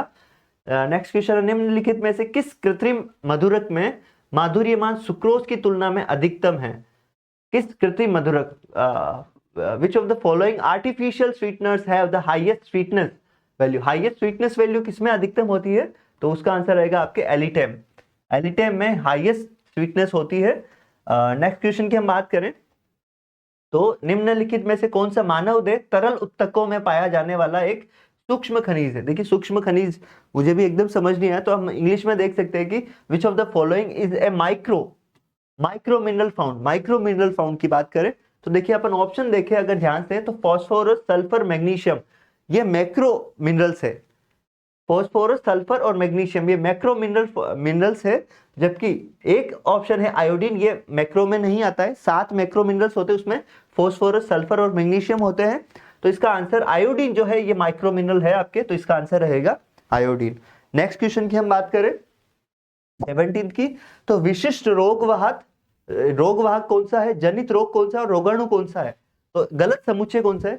इसमें पहला ऑप्शन देखिए एडीज मच्छर है, चिकनगुनिया रोग होता है, और जीवाणु, ये जीवाणु नहीं होता है यहाँ पे, ये बैक्टीरिया नहीं होता, ये वायरस होता है, विषाणु होता है, तो ये पहला ही गलत समुच्चय है, तो इसका आंसर हो गया पहला ही। एडिस वायरस होता है, विषाणु जीवाणु नहीं होता, ये ध्यान रखना है। अब देखिए नेक्स्ट क्वेश्चन बात करें ये पोल्यूशन से संबंधित है।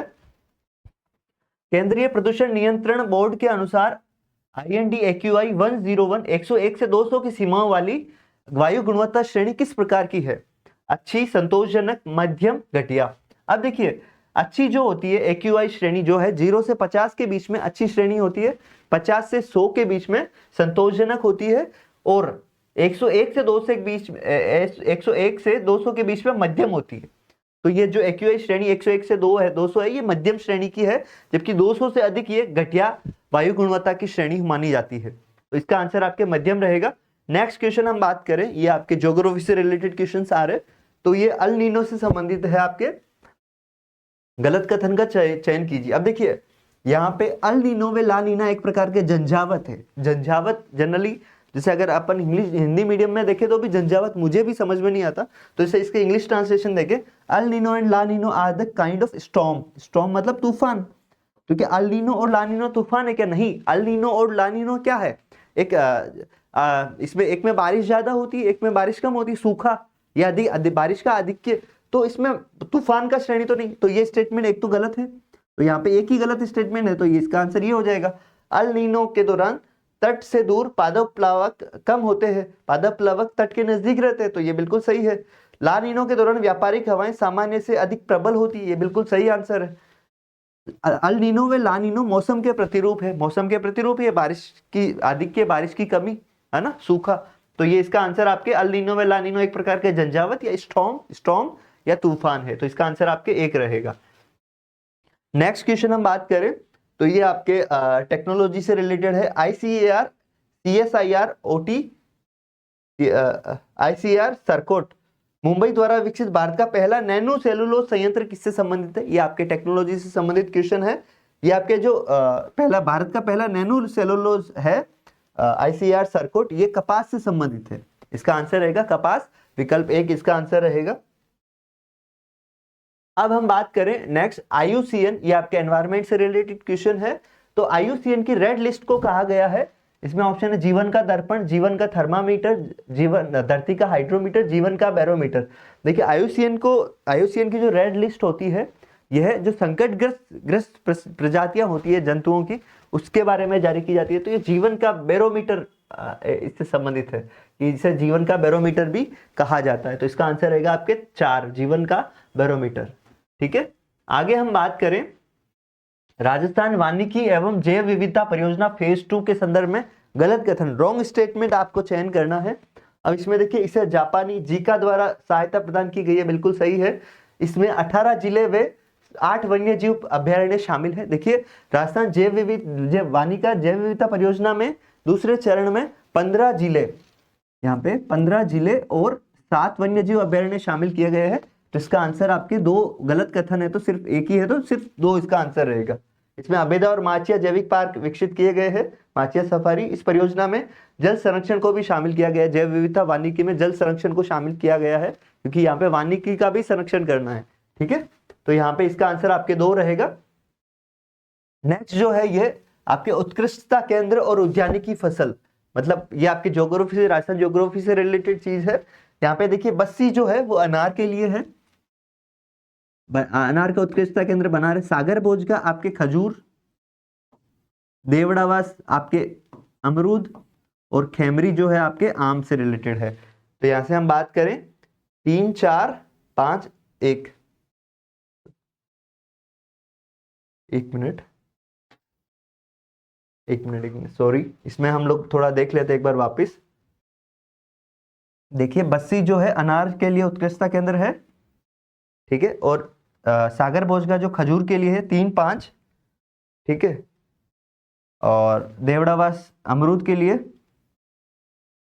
और खेमरी आम के लिए, बिल्कुल सही है। तो इसमें 3 5 4 1, ठीक है, ये थोड़ा सा कंफ्यूजन हो गया था, 3 5 4 1 इसका आंसर रहेगा।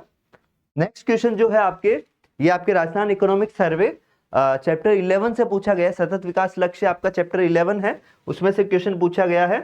ये क्वेश्चन है आपके संयुक्त राष्ट्र द्वारा दिए गए 17 वैश्विक लक्ष्यों में से कौन सा सतत विकास लक्ष्य स्थलीय जीवन लैंड लाइफ ऑफ लैंड पर केंद्रित है? तो ये आपके देखिए मुझे एग्जैक्टली पेज नंबर तो याद नहीं है, चैप्टर 11 है अपनी बुक का, उसमें आपके दूसरे पेज में आपको सतत विकास लक्ष्यों में मिल जाएगा ये। तो ये जो लाइफ ऑफ लैंड है ये SDG 15 में इसका मेंशन है। तो चैप्टर 11 का दूसरा पेज में आपको इसका आंसर मिल जाएगा। SDG 15 इसका आंसर है, लाइफ ऑन लैंड, स्थलीय जीवन के बारे में। ठीक है, नेक्स्ट हम बात करें, ये देखिए ये आपके टेक्नोलॉजी एंड करंट से रिलेटेड है। मार्च 2023 में जन्मी भारत की पहली क्लोनित गाय गंगा किस नस्ल की है? तो पहली क्लोनित गाय जो गंगा थी वो गिर नस्ल की है। तो इसका आंसर आपके 2 रहेगा, विकल्प 2 गिर। ये मार्च 2023 में भारत की पहली क्लोनित गाय है, इसका नाम गंगा रखा गया था। अब देखिए यहाँ पे जो ये क्वेश्चन है 79, ये आपके साइंस से भी है और इसको आप अगर आपको ज्यादा नहीं आता तो आप इसको कॉमन सेंस से भी सॉल्व कर सकते हैं। तो जैसे इसका स्टेटमेंट है फर्स्ट कि मिट्टी में पोषक तत्वों की पूर्ति के क्रम में यह आवश्यक है कि प्रत्येक दूसरी ऋतु में अलग प्रकार की फसलों को उगाना चाहिए। तो ये बिल्कुल सही है कि मिट्टी की पोषक तत्व बने रहे, इसीलिए हमें अल्टरनेट कृषि करनी चाहिए, मतलब लगातार एक ही प्रकार की कृषि नहीं करनी चाहिए, अलग अलग कृषि करनी चाहिए। तो ये बिल्कुल सही स्टेटमेंट है, इससे एग्री है। अब देखिए अभिधारणाएं जो है, एजम्पशंस क्या है वो अपन बात करते हैं कि क्या सही है कि नहीं है। एक फसल उस खेत में कभी भी दूसरी बार नहीं उगाई जा सकती। क्या यह पॉसिबल है क्या कि हम अपने खेत में किसी फसल का उत्पादन करें, कोई फसल बो रहे हैं, तो क्या वो दूसरी बार उगाएंगे नहीं? तो ये तो गलत हो गया स्टेटमेंट। ठीक है, अब दूसरे स्टेटमेंट की बात करें, दूसरे एजम्पशन की बात करें, यदि लगातार ऋतु में अलग प्रकार की फसल उगाई जाती है तो मिट्टी में किसी भी प्रकार के अतिरिक्त पोषक तत्वों जैसे खाद को मिलाने की बिल्कुल भी आवश्यकता नहीं रहती। डेफिनेटली रहती है। अगर हम अलग अलग ऋतुओं में भी अलग अलग फसलों का उत्पादन कर रहे हैं, फसलों को बो रहे हैं, तो भी उनमें जो पोषक तत्व जो है खाद उर्वरक उनकी जरूरत डेफिनेटली रहेगी, चाहे वो प्राकृतिक हो या रासायनिक हो। उर्वरकों की जरूरत हमेशा मिट्टी में रहती है। तो ये दोनों ही स्टेट एजम्पशंस गलत है। तो यहाँ पे हम लोग बात करें, ये अभिधारणा है, अभिधारणा अंतर्निहित है, तो इसमें क्या है आपका आंसर? दोनों ही गलत है। तो ना तो अभिधारणा 1 ना ही अभिधारणा 2 अंतर्निहित है। तो इसका विकल्प रहेगा 4, इसका आंसर रहेगा। ठीक है, अब नेक्स्ट जो क्वेश्चन है ये आपके राजस्थान करंट अफेयर्स से पूछा गया था। ये भी थोड़ा सा मतलब PIB से ये था, मतलब ये एक तरह की आप मान सकते नेशनल न्यूज रहा है। राजस्थान का कौन सा गांव हरित प्रौद्योगिकी के माध्यम से शून्य अपशिष्ट मॉडल, देखिए कई बार हिंदी में टफ वर्ड्स होते हैं, तो ग्रीन टेक्नोलॉजी है ना, ग्रीन टेक्नोलॉजी इंटरवेंशन से जीरो वेस्ट मॉडल का गांव कौन सा बन रहा है राजस्थान का?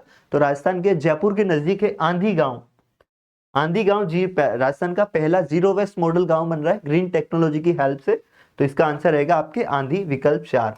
नेक्स्ट अपन क्वेश्चन की बात करें तो यहां से देखिए थोड़ा रीजनिंग के क्वेश्चन शुरू हो रहे हैं, लेकिन ये बहुत कॉमन सेंस और बहुत इजीली अपन सॉल्व कर सकते हैं। एक्चुअली इसके बाद जैसे आप रीजनिंग का पोर्शन यहाँ से शुरू हो रहा है, तो 2 चीजें, अभी समय का अभाव भी रहा और मैं इसको एक साथ में सॉल्व करा नहीं पाऊंगा, तो रीजनिंग और मैथ्स का मैं आपको एक अलग से क्लास लगा दूंगा, मैं खुद क्लास लूंगा, मैं खुद सॉल्व कराऊंगा एक एक क्वेश्चन। अब उसमें क्या है, अभी मैं आपको रीजनिंग के सिर्फ आंसर्स बता देता हूं ताकि आप मैच भी कर ले, तो आपके लिए बहुत इजी रहेगा। ठीक है, यहाँ पे ये क्वेश्चन तो एक्चुअली अपन बहुत इजीली अपन कॉमन सेंस से सॉल्व कर सकते हैं, राइट। तो देखिए जैसे कथन है, कुछ चिन्ह आकृतियां हैं, कुछ जो चिन्ह है वो आकृतियां हैं और सभी चिन्ह ग्राफिक है। ठीक है, तो कुछ चिन्ह जो है आकृतियां भी है और चिन्ह जो है वो सभी ग्राफिक है, तो कुछ ग्राफिक आकृतियां है, तो ये हो सकता है, राइट, ये हो सकता है ना। तो ये कुछ ग्राफिक आकृतियां, ये स्टेटमेंट सही है। अब कुछ चिन्ह चित्र है, तो क्या कोई भी ग्राफिक चित्र नहीं है, तो क्या ये हो सकता है? तो ये नहीं हो सकता। इसका मतलब क्या है, केवल एक सही है। तो इसका आंसर रहेगा आपके केवल निष्कर्ष एक अनुसरण करता है। तो ये बहुत इजी क्वेश्चन था रीजनिंग का। अब देखिए जैसे ये वाला भी है, तर्क कथन तर्क निष्कर्ष का है, तो ये भी बहुत इजी है। देखिए कथन पढ़िएगा, क्या राजस्थान में बिजली की आवश्यकता को कम करने के लिए हर घर में सौर ऊर्जा का उपयोग होना चाहिए, ये कथन है। अब इसके तर्क क्या है? हाँ, इससे हमारे प्राकृतिक संसाधनों का संरक्षण होगा, पर्यावरण अनुकूलता को बढ़ावा मिलेगा, डेफिनेटली, है ना। कोयले से विद्युत का उत्पादन कम होगा, उस पर निर्भरता कम होगी, तो डेफिनेटली ये तर्क मजबूत है। अब दूसरा है, नहीं सोलर पैनल महंगे हैं और सभी मकान मालिक सब्सिडी के बिना इसे वहन करने में सक्षम नहीं है। सोलर पैनल महंगे हैं तो इसका मतलब ये थोड़ी है कि हम लोग सौर ऊर्जा का उपयोग नहीं करेंगे, डेफिनेटली उसका अल्टरनेट निकालेंगे। तो ये तर्क कमजोर है, तो यहाँ पर भी एक तर्क मजबूत है। तो यहाँ पे क्या आंसर रहेगा, केवल एक तर्क एक मजबूत, तो विकल्प एक इसका आंसर रहेगा। ठीक है, अब हम आपके रीजनिंग के क्वेश्चंस की बात करें तो रीजनिंग के क्वेश्चंस का आप आंसर्स प्लीज मैच कर लें। इसके लिए आपके लिए अलग क्लास में ले आऊंगा, ताकि अभी समय अभाव के कारण मैं कर भी नहीं पाऊंगा, और उसमें टाइम भी बहुत टाइम कंज्यूमिंग रहेगा ये। तो जो आपके 8 बिंदु से संबंधित समकोण त्रिभुजों की संख्या पूछी थी, उसका आंसर आपके 24 रहेगा। और इस श्रेणी में जो अगला पद है उसका आंसर आपके 252 रहेगा। कूट पद्धति से संबंधित जो क्वेश्चन पूछा है उसमें ऑर्गेनाइज्ड, इसका जो आंसर है वो विकल्प 4 रहेगा आपके। 86 में जो है आपके कथन और क्रियाविधि पूछा था, तो इसका आंसर आपके ना तो एक और ना ही दो अनुसरण करता ये रहेगा। इसमें आप सिंपल सा देख सकते हैं, ये भी आपके बहुत आसान क्वेश्चन था। मैं आपको बताऊं, अगर अपन पढ़ते ही अपन इसमें इसका आंसर निकाल सकते हैं। जैसे कथन है कि पिछले लोकसभा चुनाव की तुलना में इस बार के लोकसभा चुनाव में मतदान कम हुआ, डेफिनेटली कम हुआ। तो जैसे ये सिर्फ स्टेटमेंट है, राइट, सॉरी, इसके अभी करंट की सिनेरियो से अपने को कंपैरिजन नहीं करना है। मतदान कम हुआ ये एक स्टेटमेंट है। अब चुनाव आयोग को लोकसभा का चुनाव पुनः करवाने की घोषणा करनी चाहिए। क्या मतदान कम होने पर चुनाव पुनः होना चाहिए? नहीं, इसकी कोई जरूरत नहीं होती है। चुनाव आयोग को उन लोगों का मतदान का अधिकार समाप्त कर देना चाहिए जिन्होंने इस बार लोकसभा चुनाव में मतदान नहीं किया। डेफिनेटली नोट, हर किसी के कोई कारण हो सकते हैं, किसी के लिए हो सकता है कुछ लोग लापरवाही करें, लेकिन कुछ लोगों के लिए कारण जेन्युइन हो सकते हैं, तो उस आधार पर हम मतदान का अधिकार समाप्त नहीं कर सकते। तो दोनों ही ये जो है कथन सही नहीं है, तो न तो एक और न ही दो अनुसरण करता है। अब देखिए यहाँ पे जो है आपके ये डायरेक्शन का क्वेश्चन था। इस डायरेक्शन में कि इसका आंसर आपके विकल्प 3 रहेगा, 20√5 मीटर। ये वेन आरेख से संबंधित शिक्षक, माँ और चिकित्सक इसका आंसर रहेगा। दर्पण से संबंधित जो क्वेश्चन है तो इसमें विकल्प आपके 2, 14 आंसर रहेगा। ये आपके रक्त संबंधों से संबंधित क्वेश्चन है, इसमें आपके आंसर रहेगा विकल्प 4, EC की पौत्री है।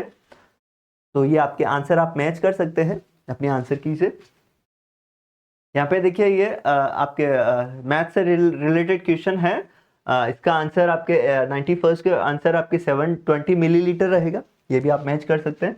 चावल के मूल्य ये आपके जो इसका लाभ हानि का, नहीं सॉरी, ये आपके मैथ्स का क्वेश्चन है, इसका आंसर आपके 20 रहेगा। और ये आपके ब्याज दर, चक्रवृद्धि ब्याज से रिलेटेड 93, इसका आंसर आपके 2648 रुपए इसका आंसर रहेगा।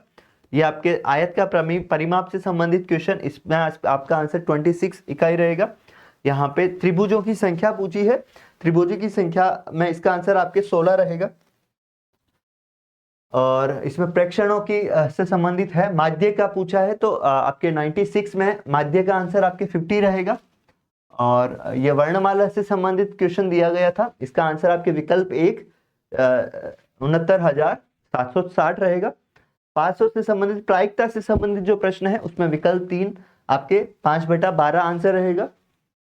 और ये आपके करंट का यहाँ पे देखिए पूछ लिया था इन्होंने, ये भी आपके करंट एप्लीकेशन से रिलेटेड है, ये आपके करंट अफेयर्स की मैगजीन में मिल जाएगा। नागरिक मुद्दों की सूचना देने के लिए सरकार द्वारा इन्हें विश्लेषित, ट्रैक, प्रबंधित, सुलझाने हेतु हाल ही में जयपुर नगर निगम हेरिटेज द्वारा किस ऐप का शुभारंभ किया? जयपुर नगर निगम ने जयपुर 311 ये ऐप शुरू किया है, इसका आंसर रहेगा विकल्प 3। ये करंट अफेयर्स से रिलेटेड क्वेश्चन है, रिसेंट अभी आपके एग्जैक्ट मंथ तो मुझे नहीं याद, लेकिन अक्टूबर, नवंबर, दिसंबर में शायद इसका आपको मिल जाएगा। नेक्स्ट क्वेश्चन है आपके पाई चार्ट, इससे रिलेटेड जो आंसर है वह चावल, गेहूं और ज्वार है। ये मैथ से रिलेटेड क्वेश्चन है आपके। अब अपन वापस बात करते हैं करंट अफेयर्स की। यहाँ से करंट अफेयर्स के क्वेश्चन है, ये बहुत ट्रिकी क्वेश्चन था, बहुत मुश्किल था। बच्चे अगर नहीं अटेम्प्ट करें तो बहुत अच्छा रहा, क्योंकि अगर यहाँ पे नेगेटिव की संभावना बहुत ज्यादा है। अब देखिए यहाँ पे राजस्थान विधानसभा उपचुनाव का था, नवंबर में इसके रिजल्ट आए, लेकिन यहाँ पे इन्होंने बहुत ही ज्यादा मुश्किल क्वेश्चन दे दिया, जो कि जनरली बच्चे नहीं पढ़ते इतना। उपचुनाव में न्यूनतम मतदान प्रतिशत दौसा में हुआ, ये बिल्कुल सही कथन है। अब 7 में से 3 विधानसभा क्षेत्रों में महिलाओं का मतदान प्रतिशत पुरुषों से अधिक रहा, ये भी सही है। जनरली इस तरह की चीजें नहीं पढ़े तो भी कोई दिक्कत नहीं है, क्योंकि आर एस प्री का अगर एस्पिरेंट है तो उसके लिए सभी चीजें पढ़ना बहुत ज्यादा मुश्किल होता है। तो कुछ चीजें अगर अपने को नहीं आए, जैसे रजिस्ट्रार जनरल प्रमिल कुमार ने पदभार कब संभाला, 20 अप्रैल 2024 को याद करने की कोई जरूरत नहीं है। तो अगर वो क्वेश्चन हो या ये क्वेश्चन हो, अगर इस तरह के क्वेश्चन अपन छोड़ दें तो भी कोई दिक्कत नहीं है, क्योंकि सभी क्वेश्चन करना जरूरी नहीं है, सिर्फ एक कट ऑफ पार करनी है अपने को और मेंस के लिए क्वालिफाई होना है। तो इस तरह के क्वेश्चन आप छोड़ दें तो भी कोई दिक्कत नहीं है। ये एक तरह से मतलब हम ये भी नहीं कह सकते कि आरपीएससी ने गलत पूछा, वो बच्चों की साइकोलॉजी के साथ खेल रहे थे, उनके मनोभाव से खेल रहे थे, उनको हतोत्साहित करना चाह रहे थे, इसीलिए इस तरह के क्वेश्चन पूछे। तो हमें हर तरह से तैयार रहना।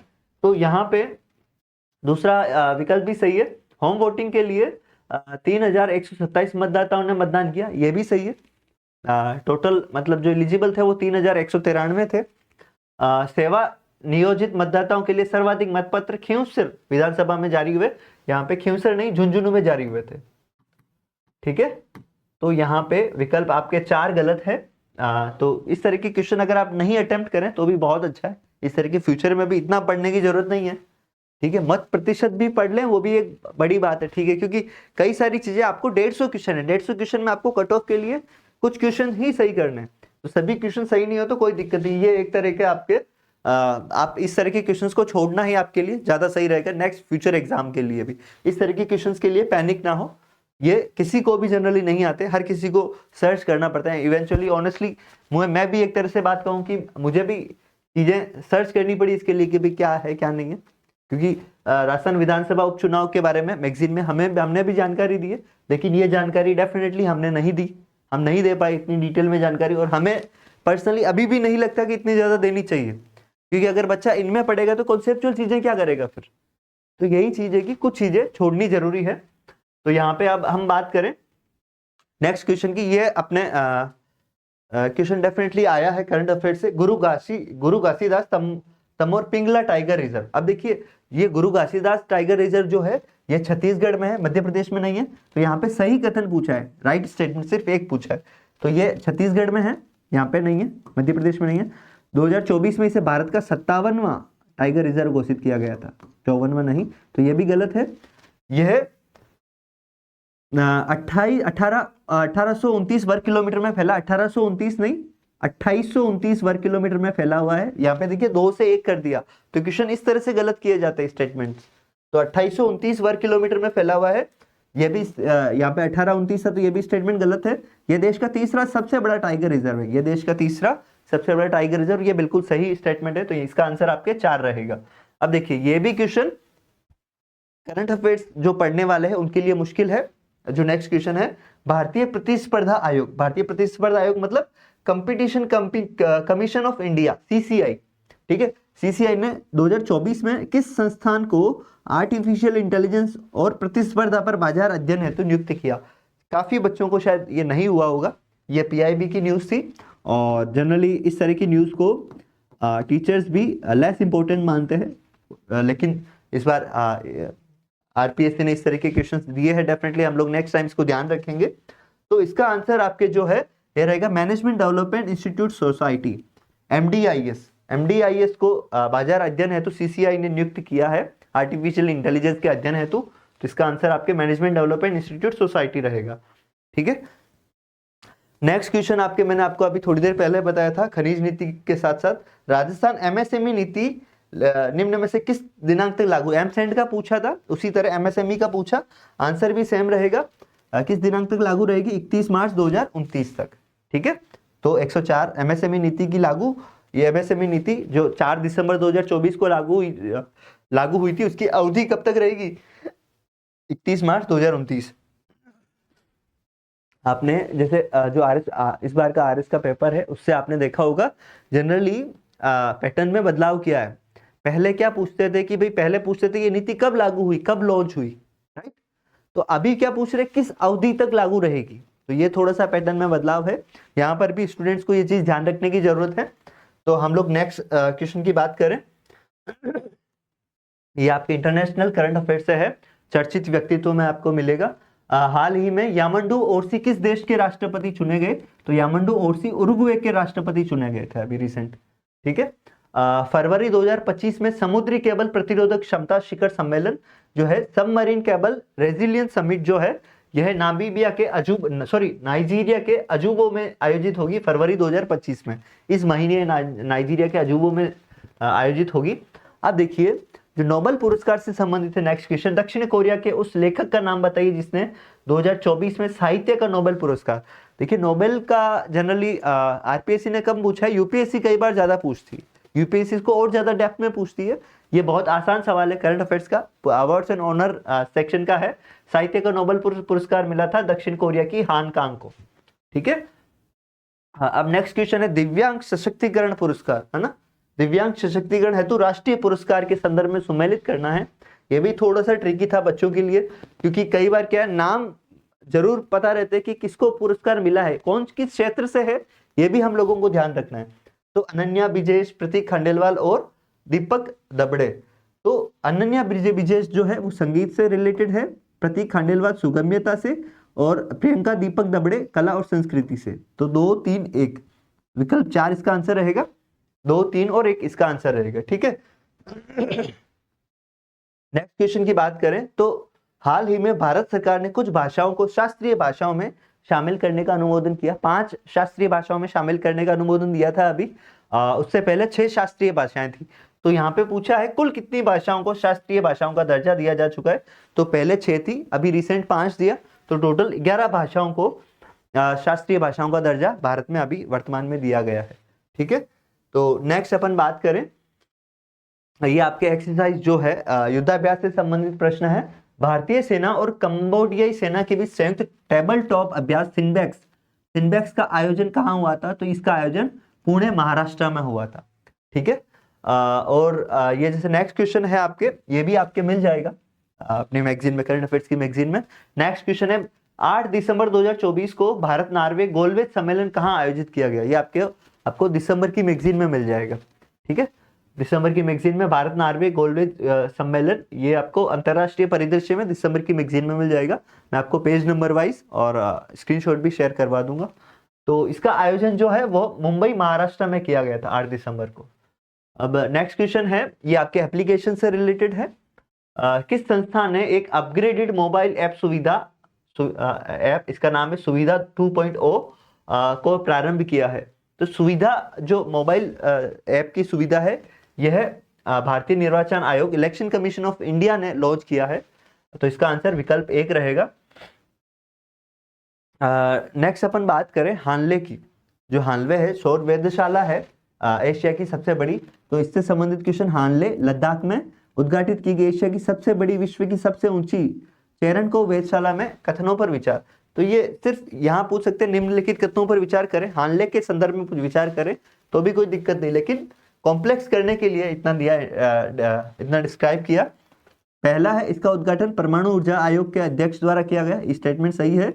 यह हानले जो है 5100 मीटर ऊंचाई पर स्थित नहीं है, यह 4300 मीटर की ऊंचाई पर है, 4300 मीटर की ऊंचाई पर स्थित है। तो यह स्टेटमेंट गलत हो गया।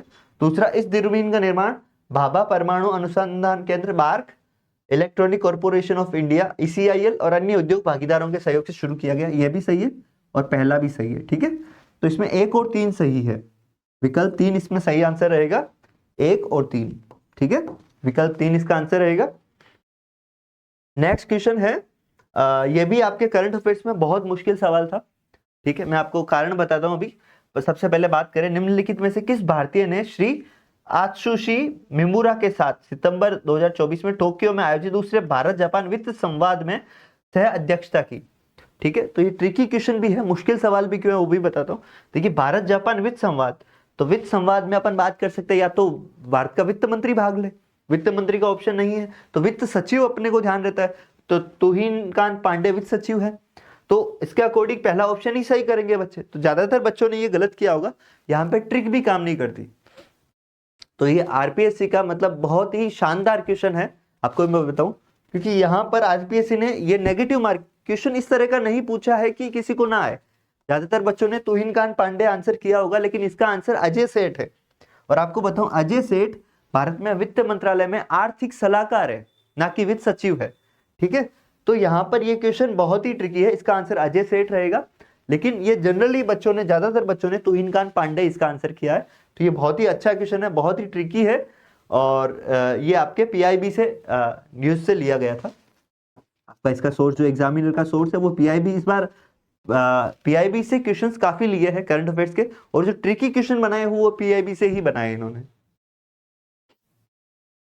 अब देखिए, जैसे नेक्स्ट क्वेश्चन है, खेलो इंडिया यूथ गेम्स 2025 की मेजबानी निम्नलिखित में से कौन सा राज्य करेगा?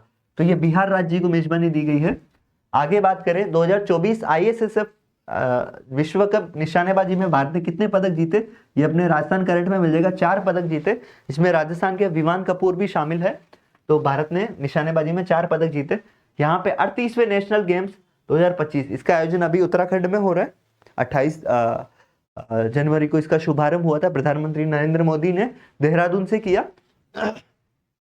तो इसके संदर्भ में निम्नलिखित जो सही विकल्प चुनिए, उत्तराखंड में हो रहा है डेफिनेटली, तो फर्स्ट स्टेटमेंट सही है। नेशनल गेम्स में 28 खेल प्रतियोगिताएं व 4 प्रदर्शन प्रतियोगिताएं, तो यहाँ पे 32 खेल प्रतिस्पर्धाएं हैं। तो इसमें सिर्फ एक विकल्प सही है, तो केवल कथन ए सही है, विकल्प 2 इसका आंसर रहेगा।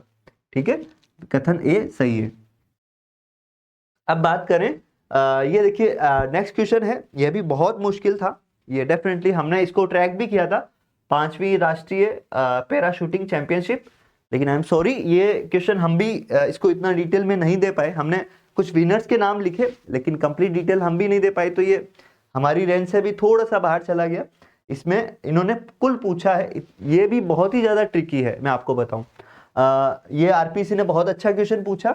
अब क्या है, 5वीं राष्ट्रीय पैरा शूटिंग चैंपियनशिप में राजस्थान ने कितने स्वर्ण तथा कांस्य पदक जीते? ठीक है, यहाँ पे ट्रिकी कैसे होता है वो बताता हूं मैं। देखिए, 5वीं राष्ट्रीय पैरा शूटिंग चैंपियनशिप में राजस्थान ने कुल 34 पदक जीते, और राजस्थान इस चैंपियनशिप में पहले स्थान पर रहा। ठीक है, पहले स्थान पर रहा। अब इसने क्या है कि 16 तो जीते गोल्ड, 11 जीते सिल्वर, और 7 जीते कांस्य, ब्रॉन्ज मेडल। ठीक है, तो इसने पूछा क्या है, कितने स्वर्ण और कांस्य पदक जीते, जबकि 16 तो गोल्ड जीते, 11 सिल्वर रजत। तो यहाँ पे पहला बच्चों ने आंसर किया होगा, लेकिन इसका आंसर है 16 स्वर्ण और 7 कांस्य पदक। तो राजस्थान इस चैंपियनशिप में पहले स्थान पर रहा, कुल 34 पदक जीते, 16 स्वर्ण, 11 रजत और 7 कांस्य। तो 16 स्वर्ण और 7 कांस्य इसका आंसर है। नेक्स्ट क्वेश्चन, विश्व कैडेट अंडर 8 प्रतियोगिता में दिवित रेड्डी अडुला किस खेल से संबंधित है? तो शतरंज से संबंधित है। इन्होंने विश्व चैंपियनशिप अंडर 8 का खिताब जीता। दिवित रेड्डी अडुला शतरंज से संबंधित है। ठीक है, अब नेक्स्ट क्वेश्चन है आपके हिस्ट्री से। इस बार हिस्ट्री के क्वेश्चंस कुछ इजी आए, कुछ डेफिनेटली थोड़े ट्रिकी थे। तो यहाँ पे हिस्ट्री का बात करें तो किस पुरास्थल की पहचान टीएच हैंडलर ने बौद्ध कस्बे के रूप में की? तो टीएच हैंडलर ने बौद्ध कस्बे के रूप में नलियासर की पहचान की थी। तो इसका आंसर आपके 4 रहेगा। नेक्स्ट है, मारवाड़ के रावचुंडा के संदर्भ में कौन से कथनों पर विचार कीजिए? तो रावचुंडा को मंडोर दहेज में प्राप्त हुआ, बिल्कुल सही है।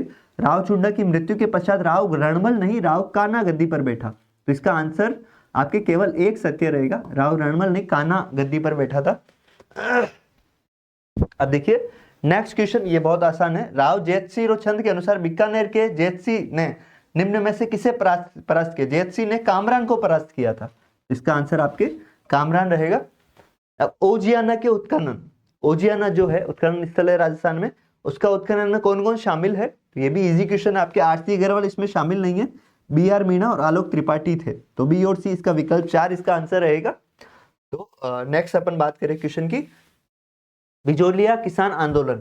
अब यहाँ पे ये क्वेश्चन थोड़ा सा ट्रिकी दे दिया। अब ट्रिकी कैसे दिया वो बात करें, बिजोलिया किसान में संबंधी जानकारी देने है तो विजय सिंह पथिक वर्धा गए थे, गांधी जी से मिलने वर्धा नहीं बंबई गए थे। वर्तमान मुंबई या पहले बंबई? तो बंबई गए थे, तो ये स्टेटमेंट गलत। प्रयाग के अभ्युदय व कलकत्ता के भारत मित्र ने बिजोलिया किसान आंदोलन को नियमित प्रकाशन किया, ये बिल्कुल सही है। तो इसका आंसर रहेगा आपके केवल बी। यहाँ पे अब नेक्स्ट क्वेश्चन की बात करें तो 1945 का ऐसे सुधालकर प्रतिवेदन किस रियासत से? सुधालकर प्रतिवेदन जो है वह जोधपुर रियासत से संबंधित है। ये थोड़ा मुश्किल सवाल था बच्चों के लिए, बहुत कम ने पढ़ा होगा। तो जोधपुर रियासत से संबंधित है। अब 126वां जो क्वेश्चन है वो बहुत ज्यादा इजी है, और किसी को नहीं आता तो वो भी बहुत इजीली कर सकता है। किस तरह से बताता हूँ।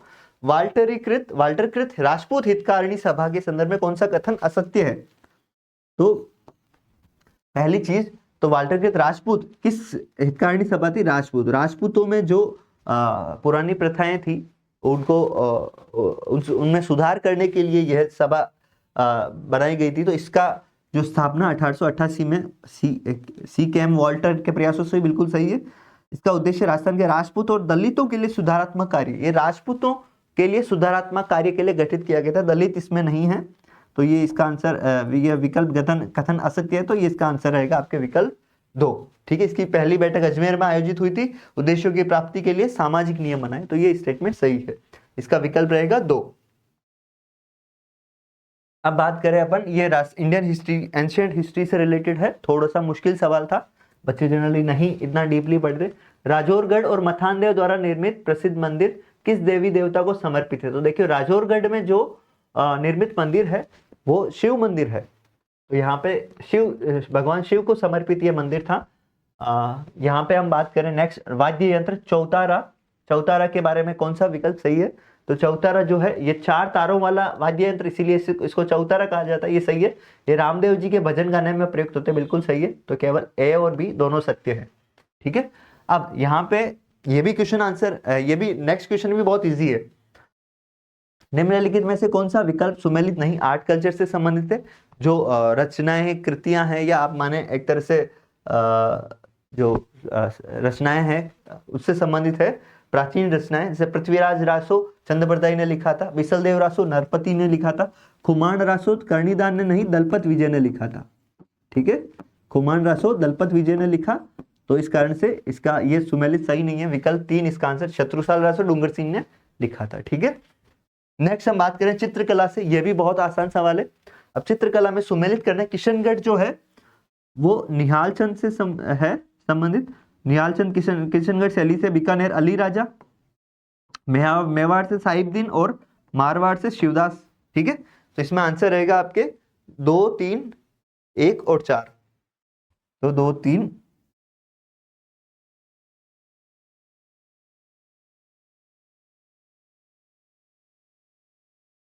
2, 3, 1, 4, विकल्प 2। ठीक है, तो यहाँ पे आपके विकल्प 2 इसका सही रहेगा आंसर। नेक्स्ट हम बात करें संत लालदास के बारे में, तो ये थोड़ा सा ट्रिकी क्वेश्चन पूछ लिया। संत लालदास के बारे में कथन है 2, कौन कौन से सही है? संत लालदास आजीवन अविवाहित रहे, नहीं विवाहित रहे थे, तो ये स्टेटमेंट गलत है, इनका विवाह हुआ था। संत लालदास की मृत्यु के पश्चात उनके समाधि स्थान पर मंदिर का निर्माण करवाया, मंदिर नहीं मकबरे का निर्माण करवाया था। ठीक है, मकबरा बनाया था तो मंदिर का निर्माण नहीं करवाया, तो दोनों ही कथन असत्य है, तो यहाँ पे दोनों ही कथन असत्य पूछ लिए, तो ये लालदास के संदर्भ में क्वेश्चन है। ये भी आर्ट कल्चर से संबंधित, राजस्थान की वेशभूषा में प्रयुक्त कसुमल निम्न में से कौन सा रंग होता है? तो कसुमल का रंग लाल होता है, इसका आंसर रहेगा आपके विकल्प 1। मत्स्य संघ के शोभाराम कुमावत के संदर्भ में निम्नलिखित कथनों पर विचार कीजिए। ये मत्स्य संघ के प्रधानमंत्री रहे थे, विकल्प 1 है। असहयोग आंदोलन के दौरान वकालत छोड़ी, असहयोग आंदोलन नहीं भारत छोड़ो आंदोलन 1942 में, भारत छोड़ो आंदोलन के दौरान इन्होंने वकालत छोड़ी थी। ठीक है, और हीरालाल शास्त्री के मंत्रिमंडल में सदस्य रहे, तो ये बिल्कुल सही कथन है, तो केवल बी सत्य है, विकल्प 2 इसका आंसर रहेगा। निम्न में से किसके लिए राजस्थानी भाषा में आड़ी हियाली शब्द प्रचलित है? आड़ी हियाली जो है वह पहेलियों से संबंधित है, तो इसका आंसर आपके 4 रहेगा, विकल्प पहेलियां। नेक्स्ट अपन क्वेश्चन की बात करें, ये आपके इंडियन हिस्ट्री से संबंधित है। इंडियन हिस्ट्री में कुषाण वंश से कैडफिसेस द्वितीय ने किस निम्नलिखित में से कौन सी उपाधि धारण की? ये जो कैडफिसेस है कुषाण वंश का, इसने कौन सी उपाधि धारण की? बहुत डीप क्वेश्चन था, काफी बच्चों को शायद नहीं आया होगा आई थिंक। तो इसकी जो उपाधि है महेश्वर था, महाराजाधिराज और सर्वलोकेश्वर, ये इन्होंने उपाधियां धारण की थी, तो इन्होंने सर्वलोकेश्वर उपाधि धारण की थी इन विकल्पों में से। इसके अलावा महेश्वर और महाराजाधिराज भी इन्होंने उपाधियां धारण की। अब स्तूप, जो बौद्ध स्तूप है उसके बारे में बात करें तो 2 कथन दिए, एक वास्तुशिल्प शब्द है, और हाँ इसका अर्थ चीज जो संचय के माध्यम से बनाई गई है, स्तूप संचय के माध्यम से बनाई गई है, ये बिल्कुल सही स्टेटमेंट है। मृतकों की स्मृति में स्तूप बनाने की प्रथा बौद्ध काल से पूर्व भी थी, बिल्कुल थी, तो ये दोनों स्टेटमेंट आपके सही है, विकल्प 3 इसका आंसर होगा। ठीक है, नेक्स्ट क्वेश्चन है आपके इंडियन हिस्ट्री का, एंशिएंट हिस्ट्री का। तो निम्न में से किन बौद्ध ग्रंथों की रचना संस्कृत भाषा में की गई?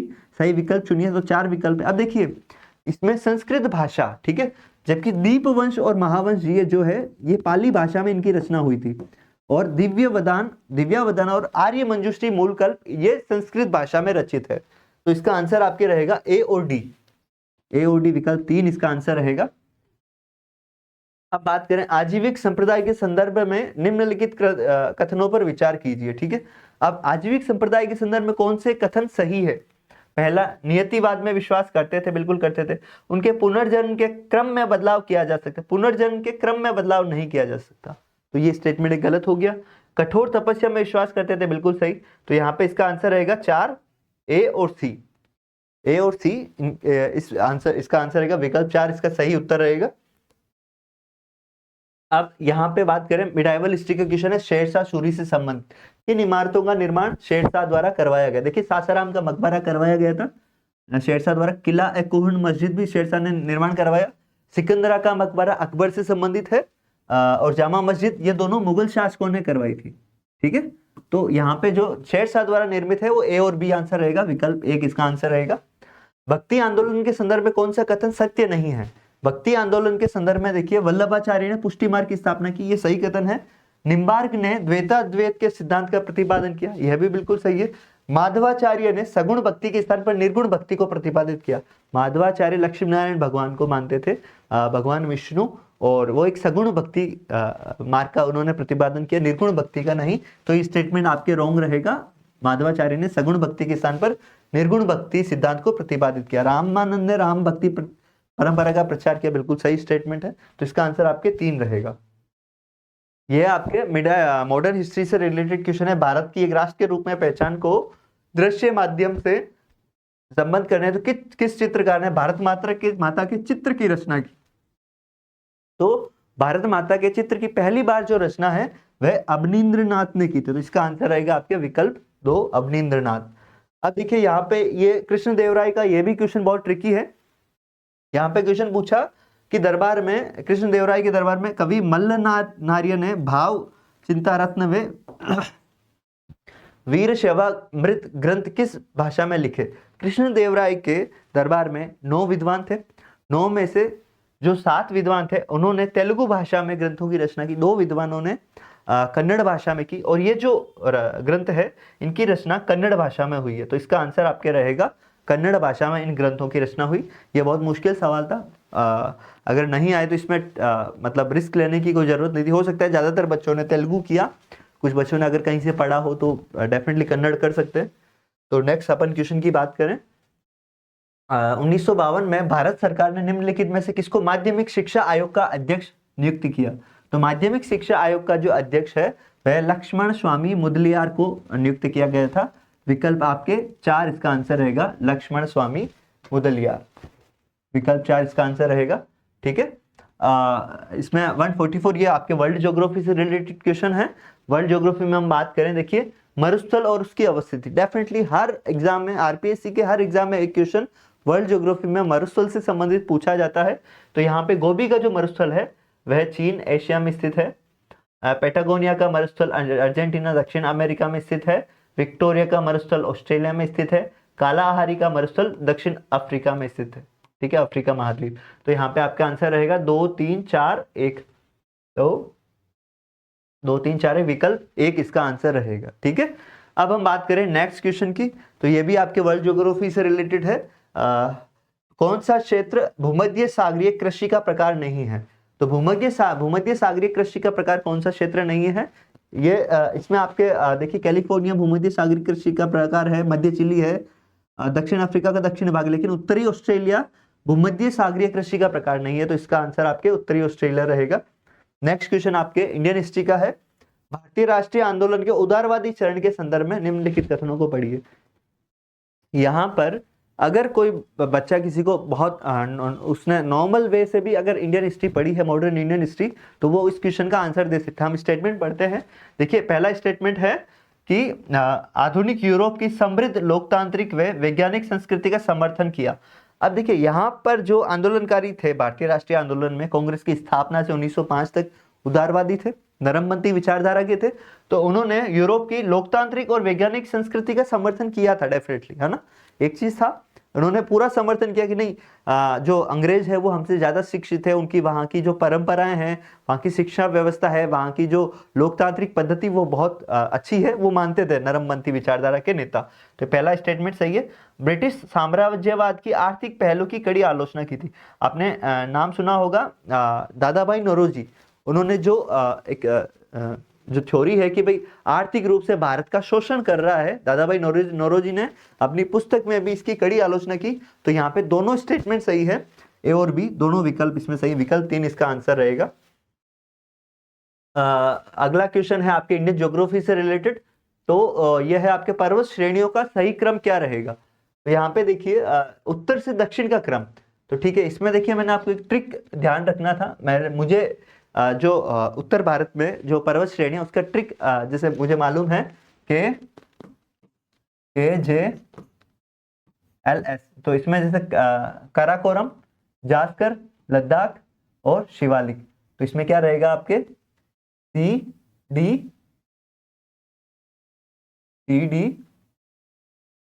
सॉरी नहीं, इसमें देखिए जैसे काराकोरम, लद्दाख, जास्कर और KLJS था, सॉरी एक्सट्रीमली सॉरी। तो इसमें KLJS की ट्रिक मैंने याद कर रखी थी। तो उसमें जैसे क्रम का जो था वो काराकोरम, लद्दाख, CA, D और B। तो इसका विकल्प आपके 3 रहेगा, CADB, काराकोरम, लद्दाख, जास्कर और शिवालिक। ठीक है, तो ये इसका आंसर रहेगा। अब नेक्स्ट क्वेश्चन की बात करें तो इसमें है कि भी कौन सा कथन सही नहीं है। तो इसमें जैसे पूछा कि चेन्नई में वर्षा की विषमता मुंबई से अधिक है। देखिए जो मुंबई है वो इधर है और चेन्नई इधर है, ठीक है। तो वर्षा की जो विषमता है, यहाँ पे वर्षा आपके दक्षिणी पश्चिम में मानसून से होती रहती है, जबकि चेन्नई में लौटते हुए मानसून की वर्षा होती है, ठीक है। तो यहाँ पे वर्षा का अंतराल भी अधिक रहता है, विषमता भी अधिक है। तो ये स्टेटमेंट सही है। लौटता हुआ मानसून तमिलनाडु के तटीय क्षेत्रों में वर्षा लाता है। लौटता हुआ मानसून यही है, तटीय शहरों में वर्षा लाता है तमिलनाडु के। तो यहाँ पे ये स्टेटमेंट भी सही है। दूसरा, पश्चिमी विक्षोभ भूमध्य सागर में उत्पन्न होते हैं। ये बिल्कुल सही स्टेटमेंट है। पश्चिमी विक्षोभ जो है भूमध्य सागर में उत्पन्न होता है, जिससे भारत में भी मावट के रूप में वर्षा होती है। मानसून अभियान मोनेक्स संयुक्त राज्य अमेरिका तथा भारत के संयुक्त तत्वावधान में आयोजित किया गया। ये स्टेटमेंट गलत है। देखिए जो मानसून अभियान है मोनेक्स, यह USSR सोवियत संघ, तत्कालीन सोवियत संघ वर्तमान रूस, तो भारत और सोवियत संघ के संयुक्त प्रयास से 1979 में शुरू किया गया था, है ना। तो ये स्टेटमेंट आपके विकल्प 4 सही नहीं है, इसका आंसर विकल्प 4 रहेगा। तो नेक्स्ट अपन बात करें, ये इंडियन ज्योग्राफी से रिलेटेड है। नदियों का सुमेलन करना है, सहायक नदी है और कौन सी नदी। तो देखिए जो राप्ती नदी है यह घाघरा नदी से संबंधित है। तीस्ता जो है वो ब्रह्मपुत्र से है। तो यहाँ पे देखिए थोड़ा अपन ट्रिक आइडिया लगा सकते हैं कि 4-1, तो यहाँ पे कौन सा रहेगा 4-1, ठीक है। तो इसका मतलब क्या है, सीधा अगर मुझे बाकी नहीं आ रहा तो भी मैं गैस कर सकता हूँ ना। तो 4-1-2-3, तो यहाँ पे 4-1-2-3 इसका आंसर रहेगा। तीस्ता ब्रह्मपुत्र की सहायक नदी है, इसके अकॉर्डिंग अपन गैस कर सकते। राप्ती घाघरा से है, तो अगर आपको 2 ही पता है तो भी आप कर सकते 4-1-2-3। तो मतलब क्या है 4-1-2-3, विकल्प 4 इसका आंसर रहेगा। तो इसके अनुसार हिरण क्या है, नर्मदा, और पूर्णा गोदावरी, ठीक है। तो इस तरह से आप गैस कर सकते हैं। मुझे सिर्फ जैसे 2 का याद है तो बाकी का आप आसानी से आप इसको इस तरह से याद कर सकते हैं। नेक्स्ट अपन लास्ट क्वेश्चन है इसका, विश्व के किस वनखंड में सर्वाधिक वनोन्मूलन अंकित किया गया। अब देखिए जो अमेजन जंगल थे, अभी रिसेंट जैसे आपने सुना अमेरिका में आग लगी, तो जो अमेजन जंगलों में आग लगी तो सर्वाधिक वनोन्मूलन वहीं हुआ। तब यहाँ पे जो अमेजन जंगल थे वो उष्णकटिबंधीय थे। तो इसका आंसर है कि भी उष्णकटिबंधीय जो क्षेत्र है, उस कटिबंधीय वनखंड थे, वहां पे सर्वाधिक वनों का उन्मूलन हुआ। तो इसका आंसर रहेगा विकल्प 2। तो इस तरह से यह हमारे RS प्री के जो अभी जो रिसेंट पेपर हुआ उसके आंसर की आपको अपलोड कर दी। इसके कट ऑफ के बारे में हम लोग नया वीडियो भी रिलीज करेंगे, और आप इस चैनल को लाइक करें, शेयर करें, सब्सक्राइब करें। Thank you everyone.